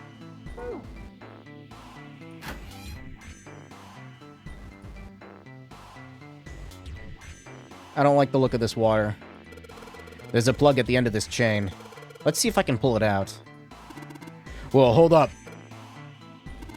I was just thinking we might be able to use the water. Use the water? Use the water? The bathtub's full of gross, cloudy water. Don't pull? This faucet is really hard to turn. It's like Saw? Oh, shit. I don't know what Saw scene you're talking about. The only scenes I've seen of Saw are... Like, I saw a scene from Saw, and I'm like, yep, I'm never watching that movie. It was the scene of, like, a girl having to have a fishhook ripped up her esophagus while, like, spikes impale her neck. And I was like, yeah, I don't like this movie. Doesn't matter how hard I yank on it, this thing won't budge. Hard for you to turn, kid? How about you let a man give it a shot? That's me searching for shiny Feebas in Pokemon Emerald. It's not in the bathtub? Man, I thought for sure that'd be the tile it spawns on. Nothing. Might as well be a damn rock. Looks like something's holding that knob in place. If you can't do it, Seven, guess we might as well give up. There's like 470 fucking tiles in Pokemon Emerald that I have to search for this shiny Feebas. Once I find the tile, shiny hunting it'll be easier, but still, I can't believe I'm gonna shiny hunt a fucking Feebas. This is gonna be a goddamn nightmare. The lights, huh? I got nothing else to do at my fucking parents' house, so... The sink's clean. Any water? Nothing's coming out. We've got the faucet on all the way, but I can't hear anything. Suck on it with your lips. I can't go into the shitting room? What's this? Heavy piece of paper that's been folded in half. It has score printed on the front of it. That's gotta mean musical score. If that's true, then the score we just found was probably in here. I don't know what this is. I've never played it. At least at some point. You yank the chain. I was gonna make a joke about how if they yank the chain, it's actually gonna make the water go up because it's a sinking ship. So it's like, it's gonna make the ship sink faster. Ah, jeez. You put a sheet music on it. Well, fucking put the... Look at the sheet music. There's a cover for musical score sitting on the table. Pick it up! What? Alright, fine. Don't pick it up, I guess.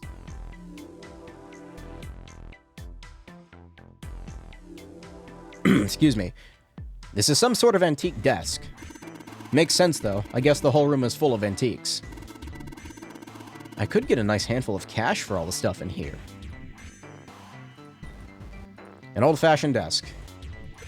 Somebody spent a lot of time carving the legs of this chair. It'll snap like a twig if Seven sits on it, though. Mind your own business. Is he saying that out loud? Pick up the music! Oh my god. Oh. I told you there was something in there. There's an iron grate in front of the fireplace. There's something behind it. Can I get it? I'm assuming that's also made of glass. What is it, etched in there? A fireplace, huh? Don't see one of these too often. Aren't a lot of people these days with real fireplaces... Aren't a lot of people these days with real fireplaces and real fires? I'm one of them's peoples. Although it's more of a giant iron case that, like, you don't actually have it open to air. It sucks air in through a vent, but that's about it. And it burns much hotter than a normal fire. Well, like a fireplace, I mean. Because it's designed to heat the entire ass house. Toilet paper? Can you eat some? I'm telling you the shitting strat. There's some toilet paper on the wall there. Nothing that looks suspicious. It's a toilet. Doesn't seem to be anything in the toilet. Or in the tank. It's right there. It's right here, the throne. This is where I can get the bomb out. Come on. It's not that hard to understand. What is going on here? Because when I go through the door... Not that door. There's no keyhole on the door. There's some strange device in lieu of one. Liao? Liouch? That door isn't openable, apparently. What is this? It's a light switch. They look like elevator buttons. Junpei, where are you going? Didn't we come out of that door? Oh, did we? No point in going back there. All that's out there is a locked numbered door and... a dead body, or what's left of it. Yeah. I'm hungry.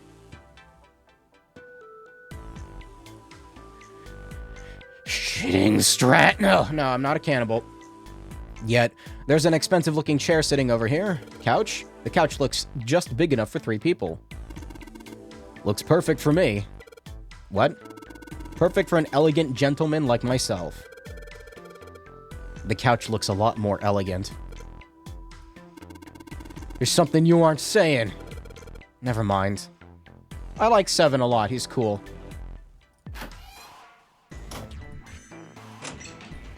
Oh. Oh, hey. Okay. No? These are the G notes. Rectangular piece of glass. You can see right through it. There's a couple of G notes written on it. Wonder what that means. I can't combine them, which means I can't stack them.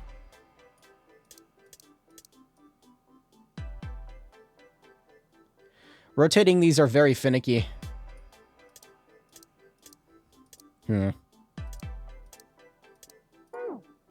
Interesting. It's a suitcase made of leather and the color of a rich mahogany. That's mahogany? Well, shoot. Looks like there's nothing in it. Leather suitcase. Nothing in there. I thought for sure there'd be like a lock puzzle. I get it. You're gonna use this vase, right? That's pretty clever, Junpei. We just gotta fill this thing with water. What? Oh, for the fire! I understand. Shouldn't be too hard to fill this vase up.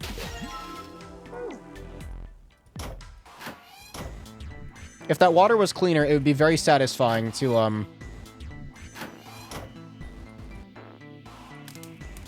make that sploosh noise. Time to put the fire out. About time, buddy. Let's do it. Here we go. Okay, here we go. Good job. Another success. That fire didn't stand a chance. Give me that. Don't want to get burned, so let's pull down our sleeves. Score plate. Ah. No? Maybe I need to put it down on the piano first. The combine menu needs to be used more. As Junpei tucked the plate in his pocket.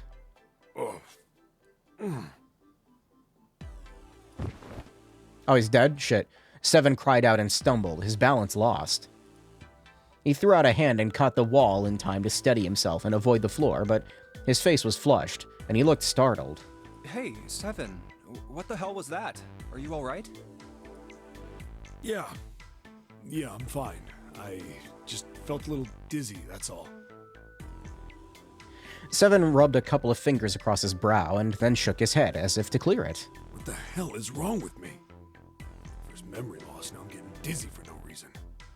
Oh, okay, so these are the events that happened when... Alright, so this is how we find out he... Ow, my bones! Lost his memory.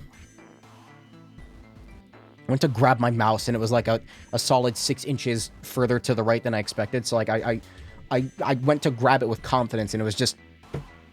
nothing there. Blah. Memory loss? Junpei couldn't hide the surprise in his voice. Seven, for his part, seemed unconcerned. Oh, yeah, I guess I didn't tell you, huh? I told the rest of them before we ran into you on the stairs. I told them I couldn't remember a damn thing from before I woke up. Didn't realize I hadn't told you. Whoa, wait a minute. You're talking about amnesia, right? The Dark Descent? Yeah, I guess so. Better not be Machine for Pigs, that game sucks. Well, why are you an amnesiac? What happened to you?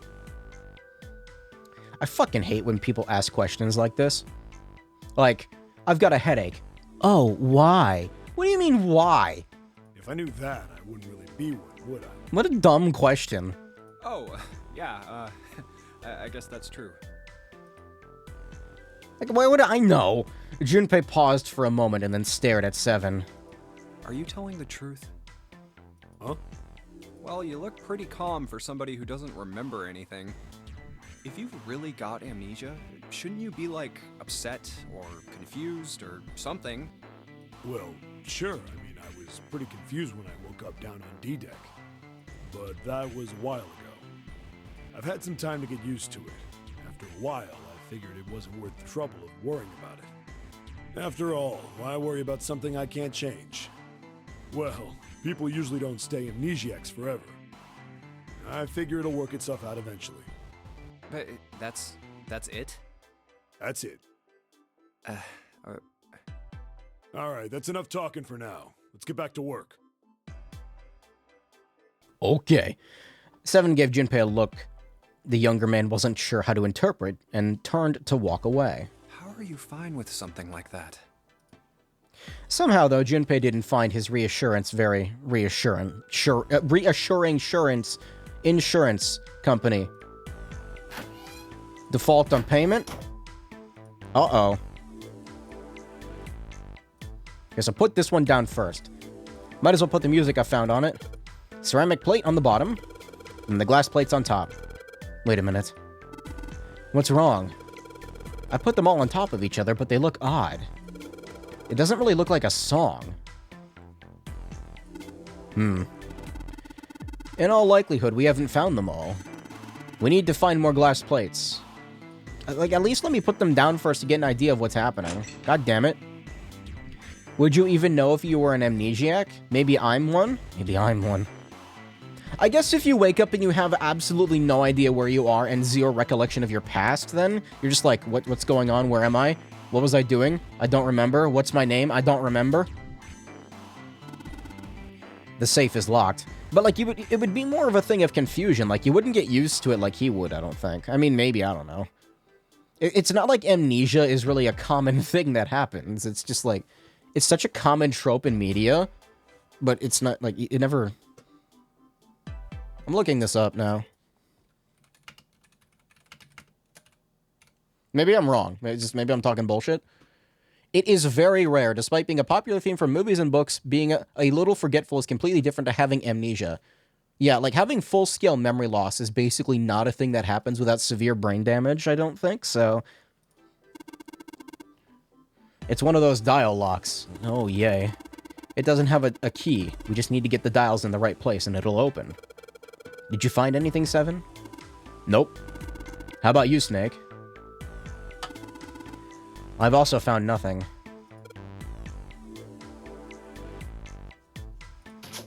Oh, heck, there we go. C notes. There's nothing inside.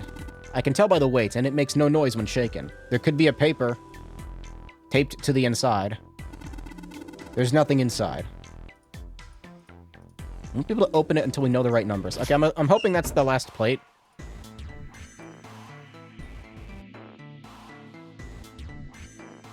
Throughout my life, I've only known one person. One person with amnesia or one person total? If you've only known one person total, then maybe you do. It's pretty clear this isn't a song. There must be more of them hidden somewhere. No. Still missing a plate. An antique vanity. There's nothing in the drawer. Totally empty. Totally empty. Sorry, there's a fucking, like, slight pain in my chest. Just like, you get pain, you punch yourself, right? That's what you're supposed to do? It's normal, right? One person ever. The cover of the musical score is sitting on the table. Well, you want to fucking pick it up? Score on the paper. I guess you put sheet music on in it. Yeah, pick it up. Where am I missing a, a thing? A couple lights on the wall.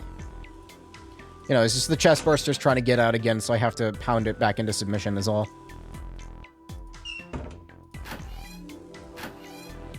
Now can I pull the tub string? Why don't we just drain this water? Good plan. Where's that Where's that thing? A good old tug ought to be enough to get it out. Huh? I don't want to touch that. Yeah, I had a feeling it'd be in there. Ew. You should smell it, Junpei. A music stand. Seems a good place as any to put this music we found. Gotta put the ceramic plate on the bottom. Stack the glass plates on top. Imagine storing your music on ceramic and glass plates. Talk about fancy.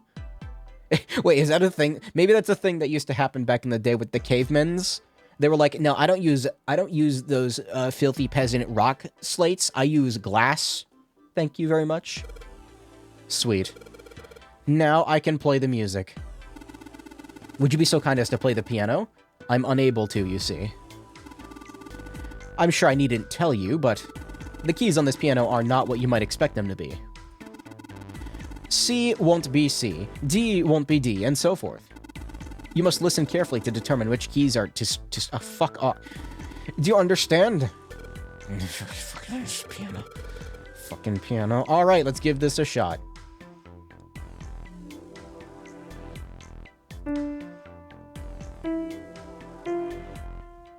Okay, so like here? That's lower? Why is that lower? What? They're out of order, that's why. No.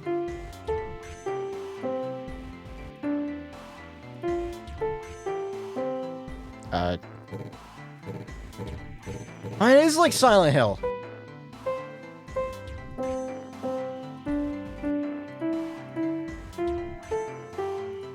I might be a bit of a dumbass, you see. Well, wait, what? Oh.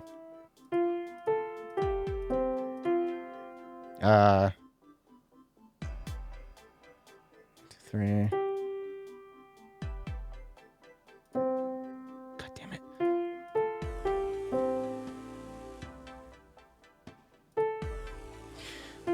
Why do I have such terrible memory retention?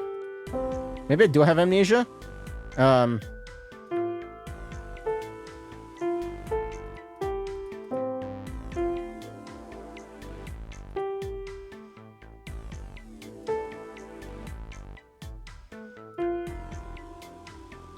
Game, you are killing me right now.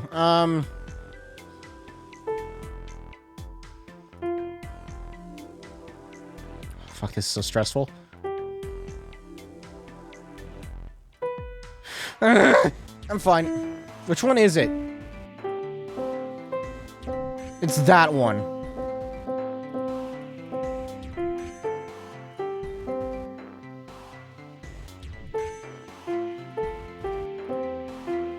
You can see his memory failing him in real time.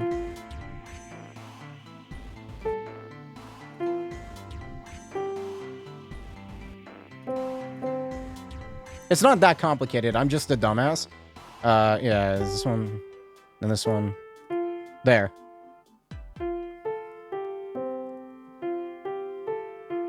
It was only 4 notes. Which makes sense because it was 4 musical sheets. We're done. Music is not my forte. Wait, what was that noise? What the dink was that noise? Junpei. We did it. Looks like it worked. I heard something unlock over by the exit. Let's go. I want to eat these sandwiches first. Good plan, the glass sandwich. Stand. Bow. Be seated. Star Platinum. Smash the piano, please. I guess he hasn't forgotten that. At least Snake thinks it's funny. Hehehe. Oh, maybe this is rain. Yes, I suppose that was the classroom bell, wasn't it? Suddenly I awake in Silent Hill. Honest? Okay. Would I prefer to be stuck in this situation or in Silent Hill? I don't know. Silent Hill didn't have a very good ending. I feel like it's better than being locked on a ship with a bomb in your stomach, though. I don't imagine that's what Zero was thinking of, however. Zero almost certainly meant to suggest Westminster, not middle school. Westminster? Vestminster? The palace in London that plays host these days to the Houses of Parliament. You've heard of Big Ben, the famous clock tower, yes? Big Ben plays this very collection of notes on the hour. London. The main antagonist is now your camera. The capital of England, huh? At any rate, the door is now unlocked. Let's leave this place immediately. Ping pong! Do I want to leave immediately, though? Hold on a minute. I would imagine that means it's unlocked. Hold on, let's look at the... Never mind. What the hell are we sitting around here for? Let's get out of here.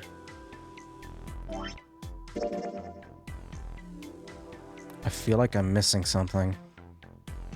I think there are, like, sub-things that I need to be looking for. And if I miss them, I'm screwed? I don't know. Now I'm paranoid.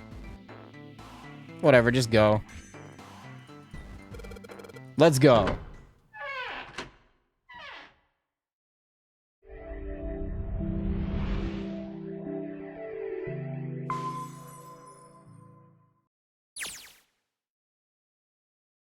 He came out of the door and into a long, straight hallway. Another hallway? No. He paused for a moment, then turned around to look behind him. That should do it. Seven was bent over, apparently doing something to the door. What's he up to? Junpei had spoke more or less to himself, but apparently Seven had heard anyway. The larger man stood up and turned to Junpei. I was just putting one of those plates in there. It ought to keep the door from locking again. Now we can come back here anytime we want, right? Ah, why would you want to come back here? Snake was a reasonable one. Seven thought about it for a moment before he answered. I might like to play a little piano. Piano? Come on, let's get moving. We aren't out of this yet. Without waiting for an answer, Seven started off down the hallway. Well, then? Snake shrugged, sighed, and quietly followed Seven. That's a lie, Junpei thought to himself. Can't say I could ever imagine Seven playing the piano. He couldn't use the piano in there anyway. The keyboard's a mess. I think it was a joke. But why would he want to leave the door unlocked then? I have no clue. He's just doing a funny. Wait for me. Junpei frowned, took one last look at the door, and then walked away toward his companions. After some time in the hallway, they emerged into a larger, more open area. Whoa, a metal grate? So I don't have to deal with these elevators at all. Wait a minute. A large metal grate like the door of a jail divided it in half. Wait a minute. That's right, there were 2 escape sequences here. As long as I don't have to do the stupid... the kitchen was the worst one. Why is this thing... Did not like the kitchen.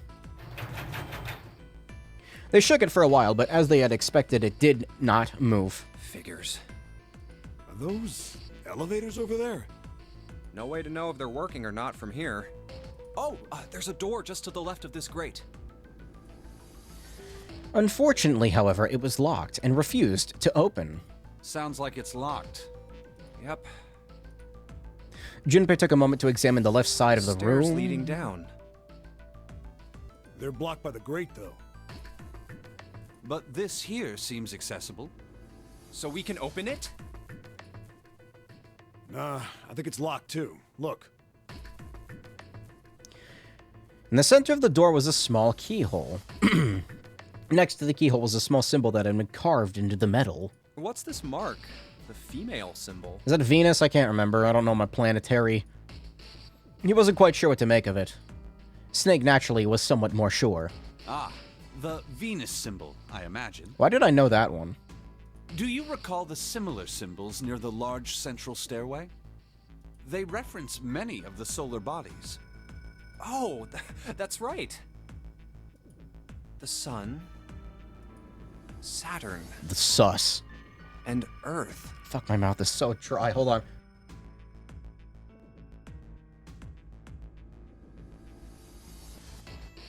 Oh, I'm so fucking tired of this. Everything. It's too dry. I require the earth to be flooded now. So, as you can see, that one is likely. Not the woman symbol, but a Venus symbol. So I assume. Hold on. Where's 7? While they had been discussing the symbols, jumping out... Oh god, I'm losing it. Junpei now realized 7 had slipped away. I'm turning into her. His absence now felt. Snake and Junpei turned to look for their missing companion. 7 had left... Uh-oh, I started stretching. Hold on.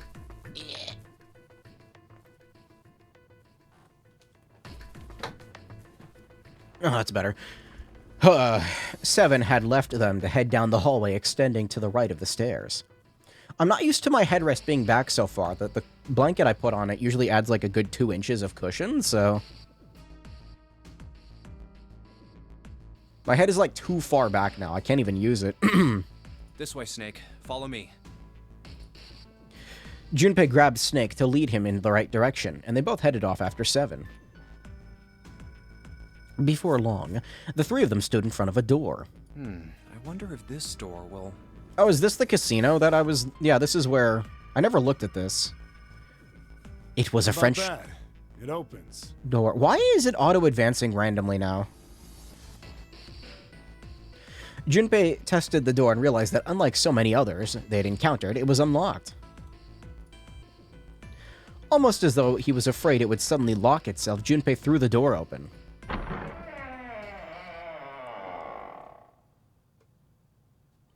He stepped inside. Alright, hold on a minute. Oh, wow. Where the fuck did I put it? There you are. I was gonna say, I don't have it sitting here somewhere. Legendary chapstick. That is a sad-looking casino.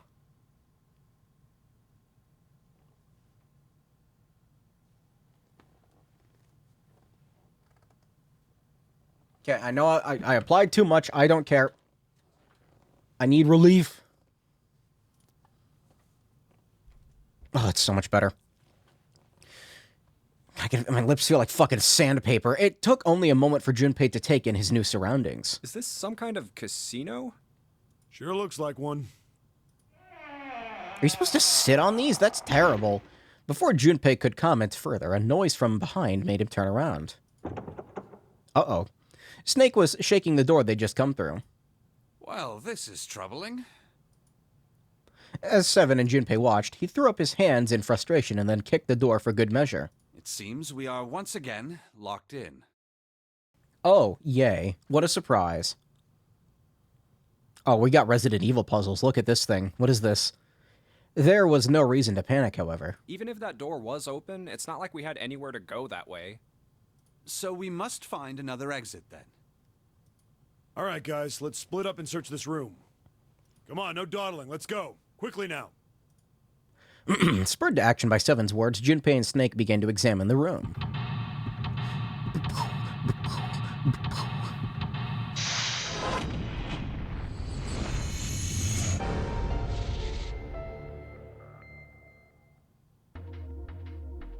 Oh, this is large.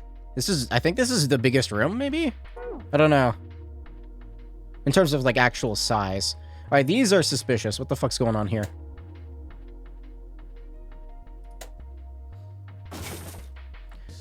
When those two lights turned on, I heard something from the bottom of the fireplace. What was that? I heard something down there. I didn't think I'd find a card here. 6 of spades? Spade isn't on here. Cocaine? There's something in the fireplace. I thought that said cocaine bag for a second. Like, I thought that said... I don't know. Search. There's a whole bunch of coins stuffed into this velour bag. Look at all these coins. Mario is coming to take them away. Perhaps these coins will allow us to convince the machines to move. I should probably look at the card.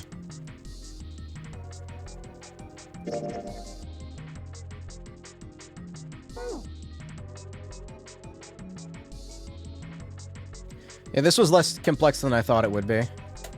Neat, but don't know what it means. Will you look at that? Someone left a bottle of booze here. Don't mind if I do.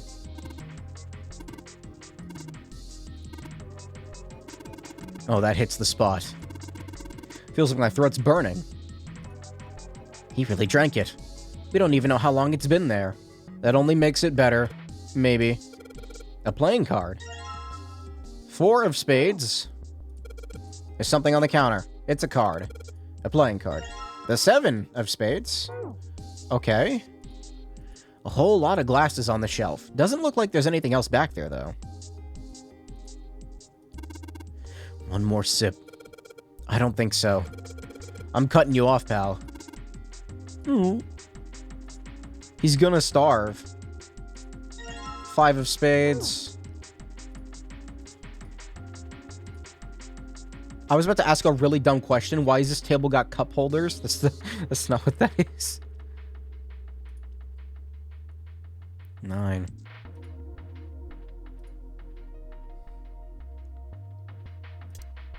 Isn't Ace of Spades supposed to be more cools? I need an 8 card. I need the 8 of spades, right?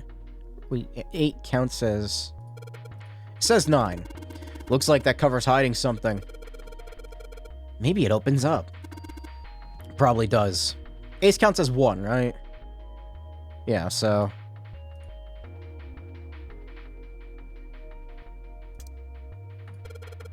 Let's put a coin in from the bag.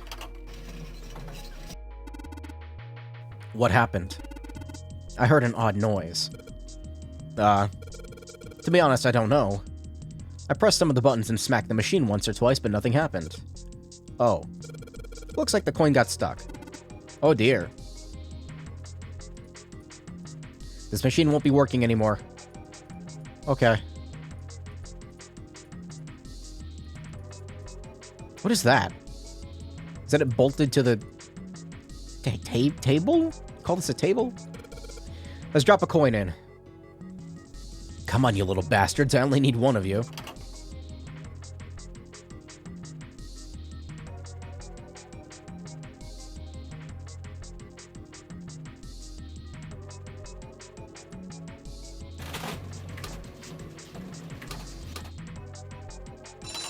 I was trying to remember the pattern from the wall. I think I hear something unlocking in there. Impressive, Junpei. It would appear to be unlocked now. There's something akin to a drawer in the bottom of this machine, yes? It's a pickup drawer for a dividend. Dividend. Probably the lock for the drawer that got unlocked. Please open it. I would like to. What is it? Is there something in there? 2 of spades? A playing card. And this. A key with the Venus symbol on it. Excellent, Junpei. Now we will be able to open the gate. We just need to figure out how to get out of this room. Correct. Come on, Junpei, hurry up. And he's off. There was a playing card and a Venus key. Better put the key items in my pocket for later. As for the card, 2 of spades. feel like I'm about to sneeze.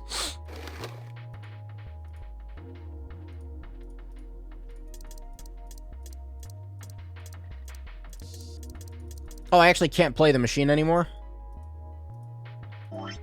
Oh, damn.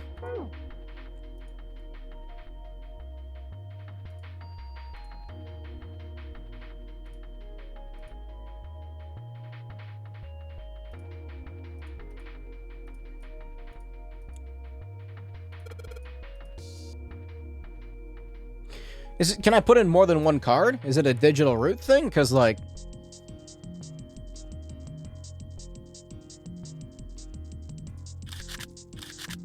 No. Okay.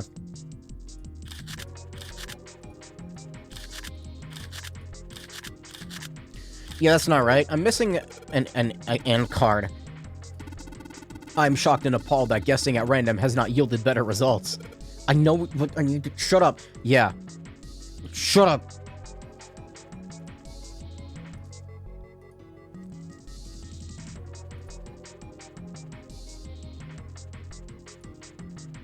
Where am I missing a card? Here. Here.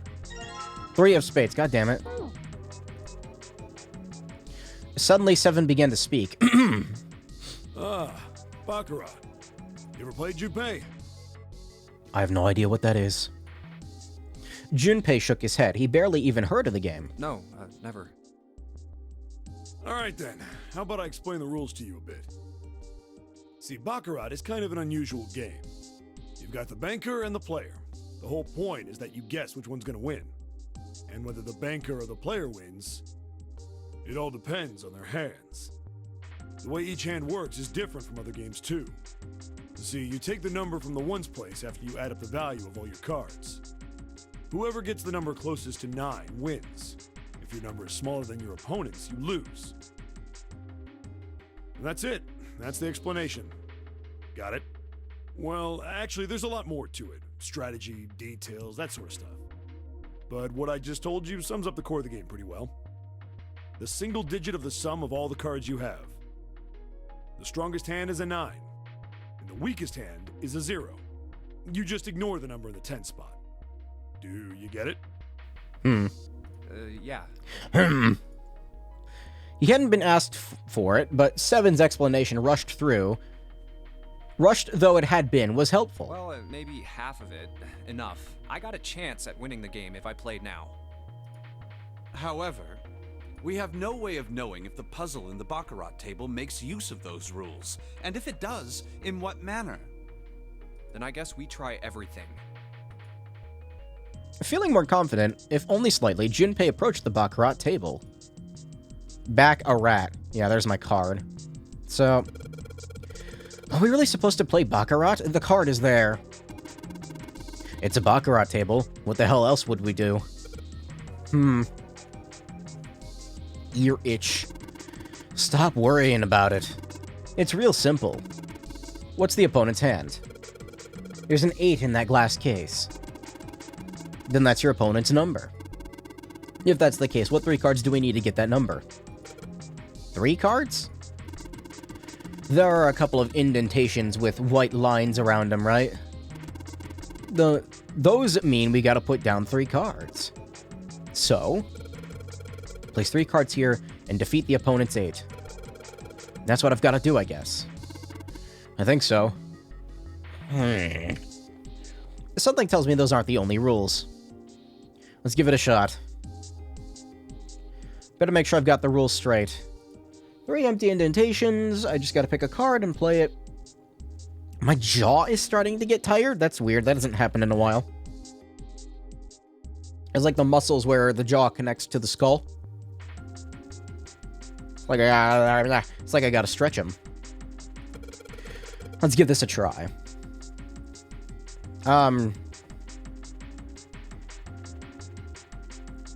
So what? It's just 2, 3, 4, right?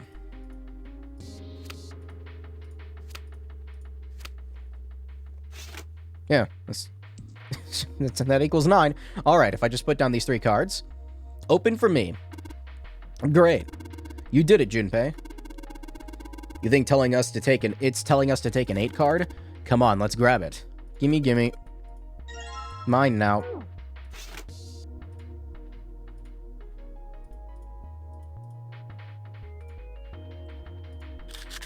There you go.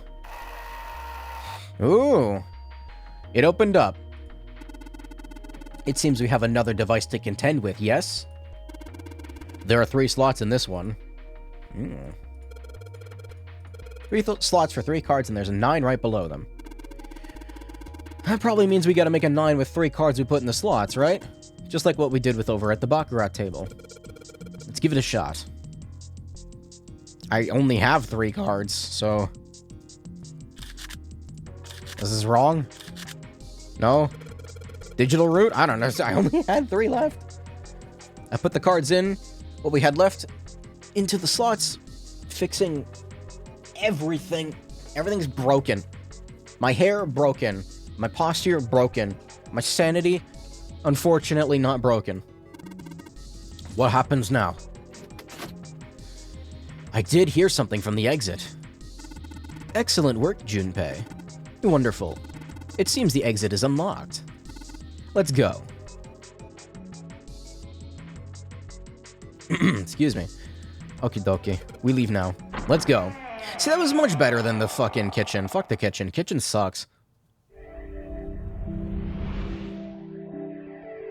That one was actually... was easier. Kitchen blows. No keys, though. Well, no, I did get a key. So what does that mean? What does that mean, though? I got a key, but, like, what do I... What do? Junpei and his companions ran out of the casino and into a large open room. A room, in fact, that they had been in once before. There was little to surprise them there. They already knew what their next step had to be. This way. This way. The iron gate still stood in place, locked tight, blocking the stairway, and right in the center of it. The keyhole with the Venus symbol. It's a hell of a lock. The Venus key should work here. This is the lock-picking lore. Look how shitty this key is. It's terrible. Just shove like a toothpick in there and it should open. Wasting no time, he pulled it out and shoved it into the keyhole. That's like $3 pair of plastic handcuffs key from Dollar General. He turned it. With the distinctive sound of metal on metal, he felt the lock click open. It sounds like it did. What a shitty key. Let's get this thing open. Well, guys, as you can see, this lock is absolutely pathetic. I was able to open it by literally slamming it into the table. No problem. Let me help with this one. This is the lock-picking lawyer. Junpei grabbed the handle on the left side and Seven took the handle on the right. On Junpei's signal, they both pushed and the gate creaked open.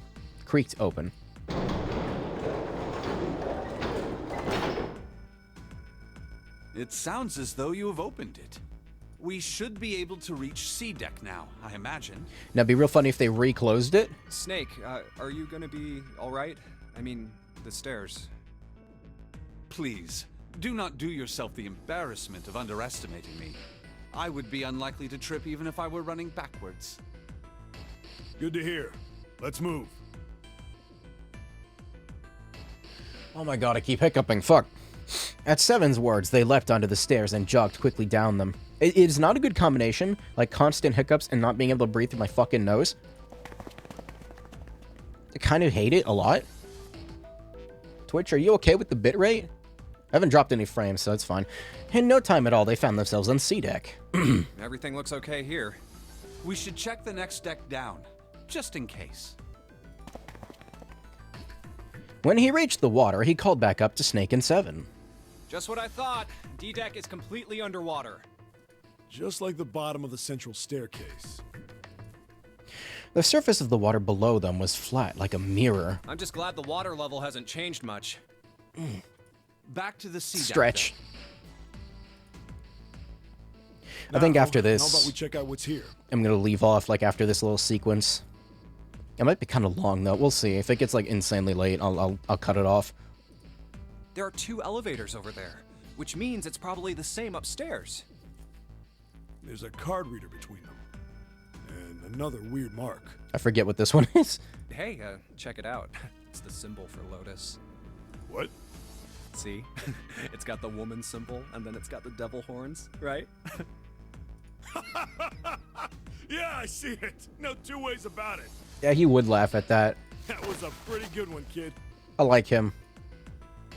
7 tousled Junpei's hair in what he likely thought to be a friendly manner. Junpei feared his neck might break, even though it was clear 7 had kept his strength in check. Oh, would you watch it, man? Whoa, that hurts. You're gonna break my neck. What are you talking about? The human body ain't that weak. He's right. Maybe this'll toughen you up, huh? If we were looking for a devil, we've got one right here. Thankfully, Snake interrupted. After Junpei's observation... Oh, I almost just knocked the glass over. Why do I have so many of these on my fucking desk? And by so many, I mean I have 2 of them. I need to take one of them up. One of them is not being used. This is a Mercury symbol. The marks you mistook for horns are a stylized version of the wings and staff of Hermes. Wings and a staff. Huh. So then, she beats you with the staff until you die and go to heaven. Sounds like Lotus, all right.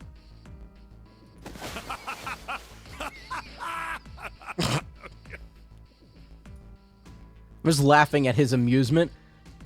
7 shook Junpei's head even more vigorously. He crushed it in his bare hands, and the younger man began to feel as though his brain was being jostled about inside of his skull. See, this is why you have smaller brain. The smaller your brain, the more room it has to dodge. 7, oh, that's too much. Oh, my head. Junpei's stomach began churning uncomfortably. Oh, I think I'm gonna puke. Good, get the bomb out. Unless we can activate this device, I doubt the elevator will function. In other words, we gotta find a key card with a Mercury symbol on it. So I would assume. Let's forget the elevators for right now. How about that hallway to the left? Whoa, there's a bunch of doors. There were a great many doors lining both sides of the hallway. They seemed to stretch on forever, and all 3 men suddenly felt very small. Ah, shit. We're not gonna have enough time to check all these, are we? Maybe we can come back here later. We should check out the other side. Let's head back. To the right of the stairs, another hallway stretched out, reaching deep into the bowels of the ship. To the right this time. My face itched. After a few moments of moving briskly down the hallway, they emerged into an area roughly the same size and shape as the one on the top of the stairs. On the left side of the room, there were 4 French doors. There are doors here too. Well, I guess it's just 4 this time. This is the hospital room, right? Let's open them up, starting with the closest one there. God, it took so much longer on the other route. Okay, I'm on it. It's weird to be here already. Junpei nodded and grabbed the one closest to him. He gave it a small tug and felt it move. Huh, it isn't locked. I'm going to open it. Thrilled to have found another unlocked door, he threw it open.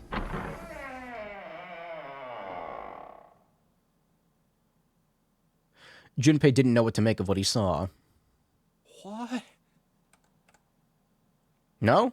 Still new text. He simply stood unable to speak. 7's eyes opened wide and his mouth gaped. After a few long moments, 7 at last managed to speak. Hey, what is this place? It's so huge and empty. A massive room stretched out in front of them, more a cavern than a room. Its vastness was oppressive, and it bore down on 7 and Junpei. It was not empty, however. The entire room was filled with lines upon lines of beds. They were simple things, little more than pipe-and-thin mattresses. Damn it. Oh, there are beds everywhere.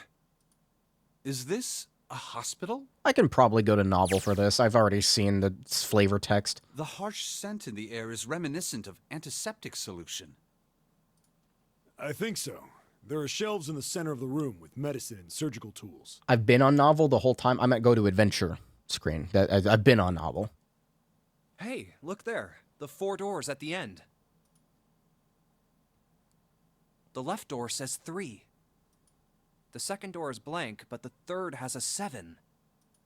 And the rightmost door is 8. There's no doubt. They're numbered doors. What? Are you sure? This could be anything. Hey, why is that door between 3 and 7 blank? Does that mean anything? No point worrying about it right now. Let's see if these will open first. Yeah, good idea.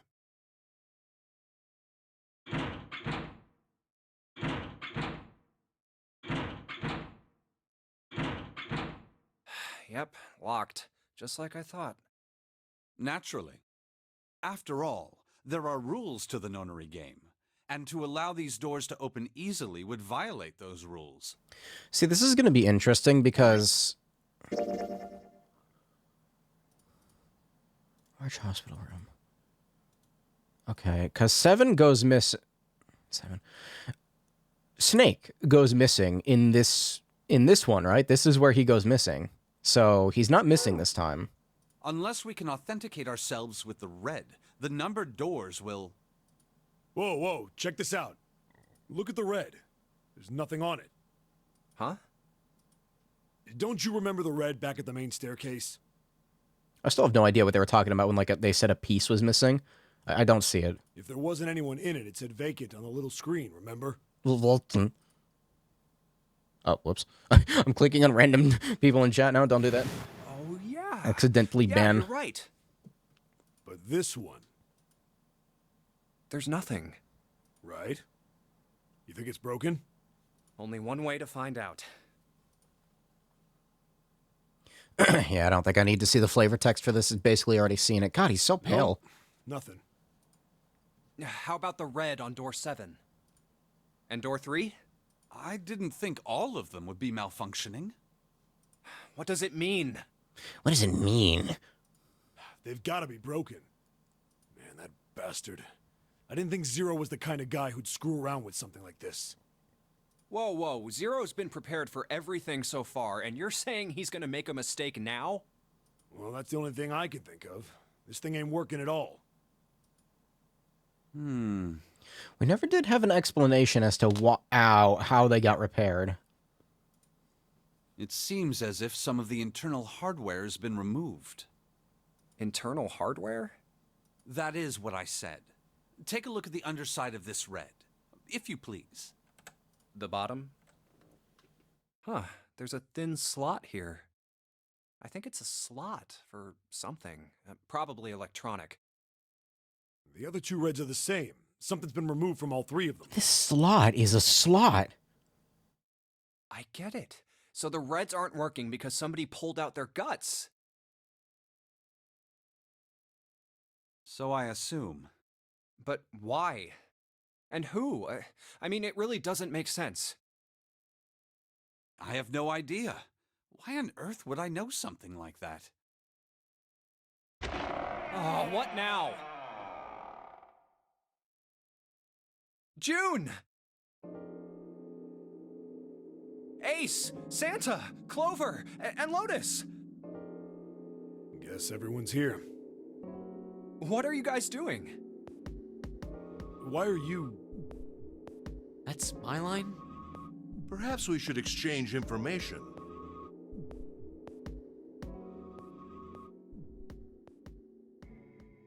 And that's what we know. Well, this isn't good. If the red is inactive, we can't keep going. What about that big hallway? Maybe there's somewhere in there we might be able to go. Maybe I can look for feedback while this is happening. Hold on, just give me a second. It's fine. No, there's nothing there. The 5 of us had a quick look. It's gonna start Pokemon Emerald.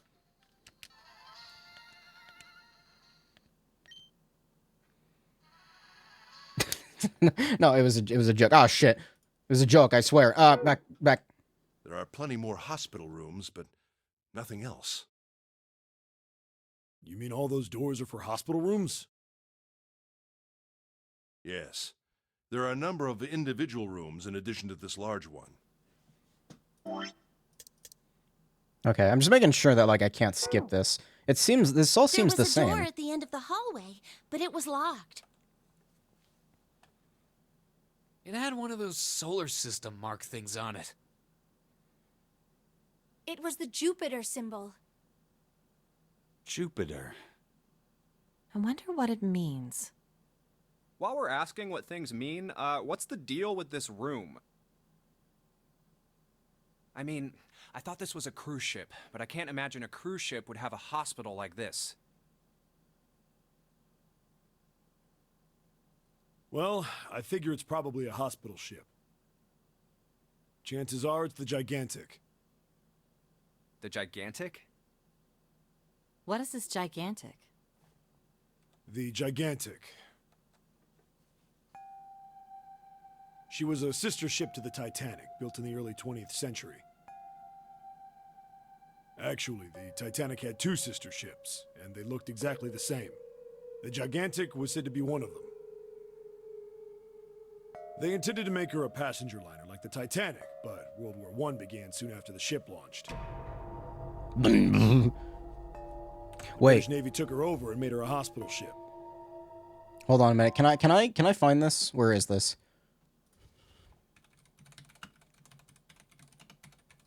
Can I get like the... Yeah, this noise.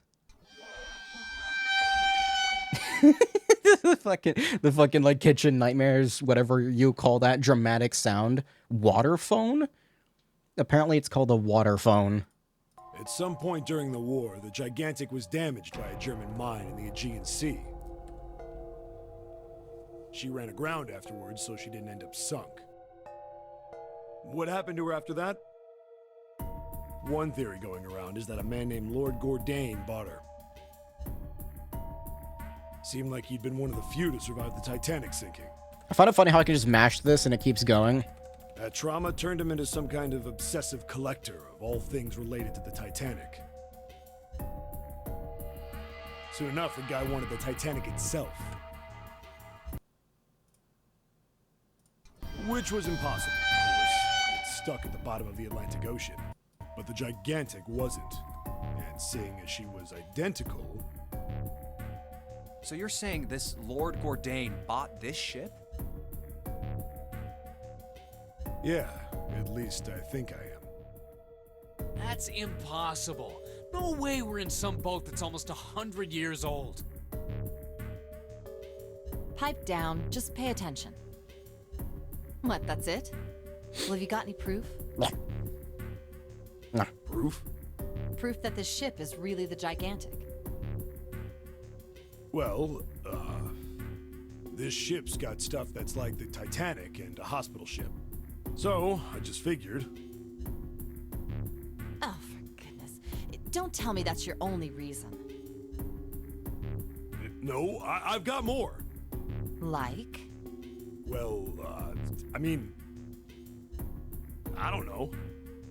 I guess your memory isn't back yet, is it? Yeah, sorry about that.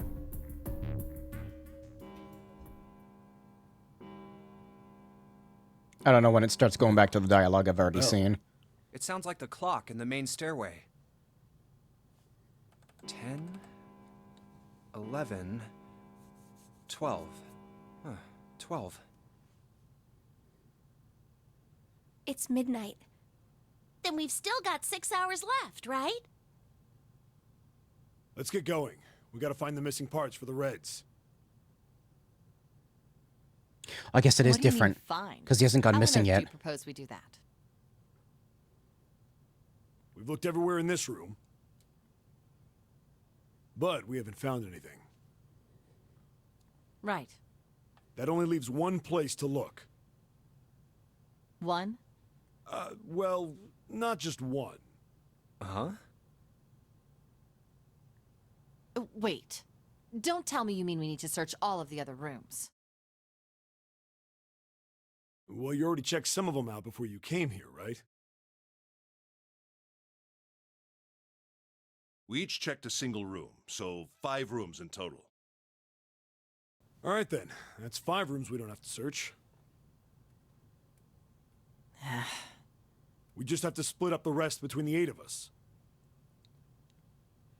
If each of us can do 6 rooms apiece, we'll have the other 48 rooms cleared in no time. I hate how you can like There are 48 Shut up. other rooms. Shut up.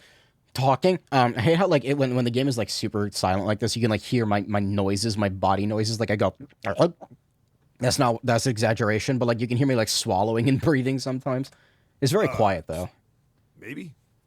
Make me self-conscious. How dare you have an esophagus with fluid inside of it? All right, so everyone knows which area they're searching? Yeah. Yes. How dare you have We'll to all meet up when the exercise clock your goes off again. internal mucous How about membranes? in that room with all the beds? Wait, why is Yeah. she here? Sounds straightforward enough. Oh, okay. I thought it was just those three. I'll shout if I find any of Two, the components. including Junpei, makes three. I hope we can find them within the time limit. If we can't, then we'll just have to come up with another plan. Right. Still different? Shit. Then let's do this. Maybe he still does go missing. Does he always go missing?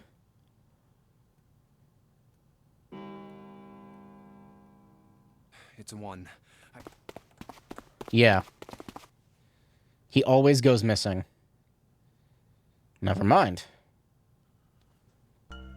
Okay. So... All right, I just want to be sure here.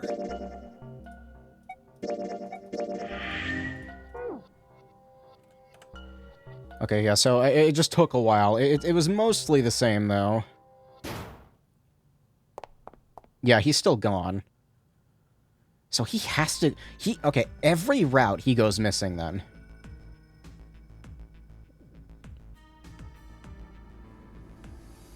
Oh, what about the first-class cabin on B deck? Okay, let's go, Jumpy. Wait, what? What should Junpei do? I never did this. Let's leave her alone. Maybe we should leave her alone. Yes, I think you're right. We really... Large hospital room. Let's head back to the large hospital room. All right, that's probably the best idea. Hey, wait. That's... Santa. Walk away without saying anything. I doubt we'd learn anything from him anyway. Jumpy? I don't know if this is required, but it's at least different. I like different. No, nothing. Let's go, June. Where would they go next? Let's go have a look at the hall with all the rooms. I'll go wherever you do. Let's go. Yeah, these are different dialogue things. Interesting. I don't know what It's... difference it makes. Let Ace handle it. Why don't we just leave this area to Ace? We can go somewhere else. I don't mind. But where? Well, let's see. Casino. Let's go take a look around the casino. Okay, let's go. I think it's just the order you do it in makes it different. I don't know, because like I'm getting different dialogue as a result. Is all. Hey! Refuse and leave. Chad move. No, that's all right. Let's go, June. She doesn't even say anything. Was that okay? You don't think we should have listened to her? No. No, I've got a pretty good idea what her proposal would have been. We should be looking for Snake. Huh. Well, where should we go next? Guess back to the large hospital room. Hey, why don't we go back to the big hospital room? Sure, let's go. I don't think any... Oh no, we're still not done yet. First class cabin. Why don't we go check out the first class cabin? All right, let's go. Oh, that's right. She should be gone now. How Casino. about the casino? Let's go take a look. So make sure I cover all my bases before I continue. Let's try somewhere else. Yeah, that's the same. Let's go back downstairs and check out that hallway with all the doors. Oh, nobody's here. Let's look somewhere else. But where?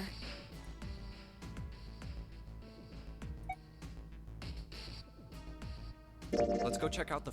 Okay. Yeah, the first class cabin. No Yeah, the one's- first class maybe we'll- cabin. But where? Let's head back to the large... Okay, now are we good to go? Finish searching. There we go. I was gonna say, there should be an option for me to finish, right? She was right. What's so cruel about it? I missed dialogue as a result. Fuck. You're saying we got to decide who to stay behind? Maybe it's the same. No, it should not. It should give me new dialogue, right? To just sacrifice someone like that? Then what's your plan? Maybe we should sacrifice 2 people instead of just 1. Yeah, this is okay. I think it just omits what he says.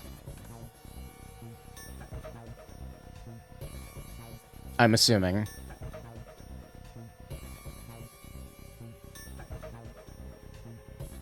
Yeah, I want to get to the part where it gives me the option to choose a door, and then I think I'll leave off. That'll be a good way to start the next stream. Oh, that'll be a real good way to start the next stream. Of this, specifically.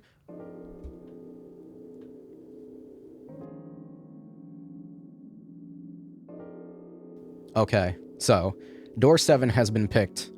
Door 3 is the one that I'm gonna pick next. So, we'll come back here. Yeah, let's go back to the title screen, why not? Holy shit, my fucking stomach stopped. Memories of Escape. Captain's Quarters. What does this do?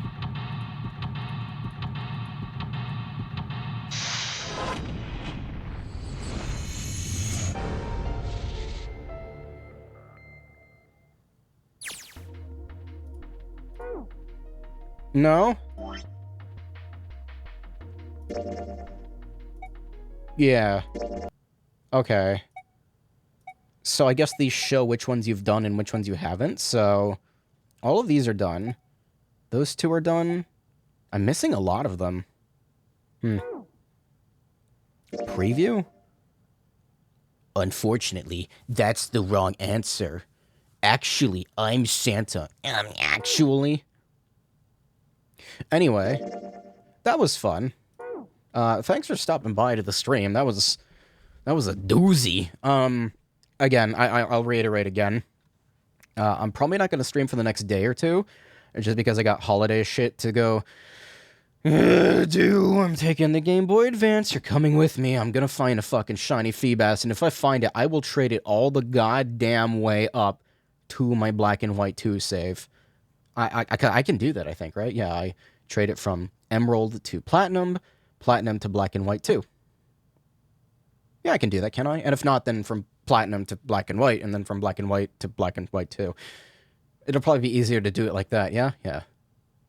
I'm gonna catch a shiny feedback. Yeah, I'm going to fucking catch it. Anyway, thanks for stopping by. I'm gonna go for now. How do you exit the game again? Escape key. No escape. 9 escapes. 1, 2, 3, 4, 5, 6, 7, 8, 9. Okay, yeah, thanks for stopping by. I see you later. Bye-bye.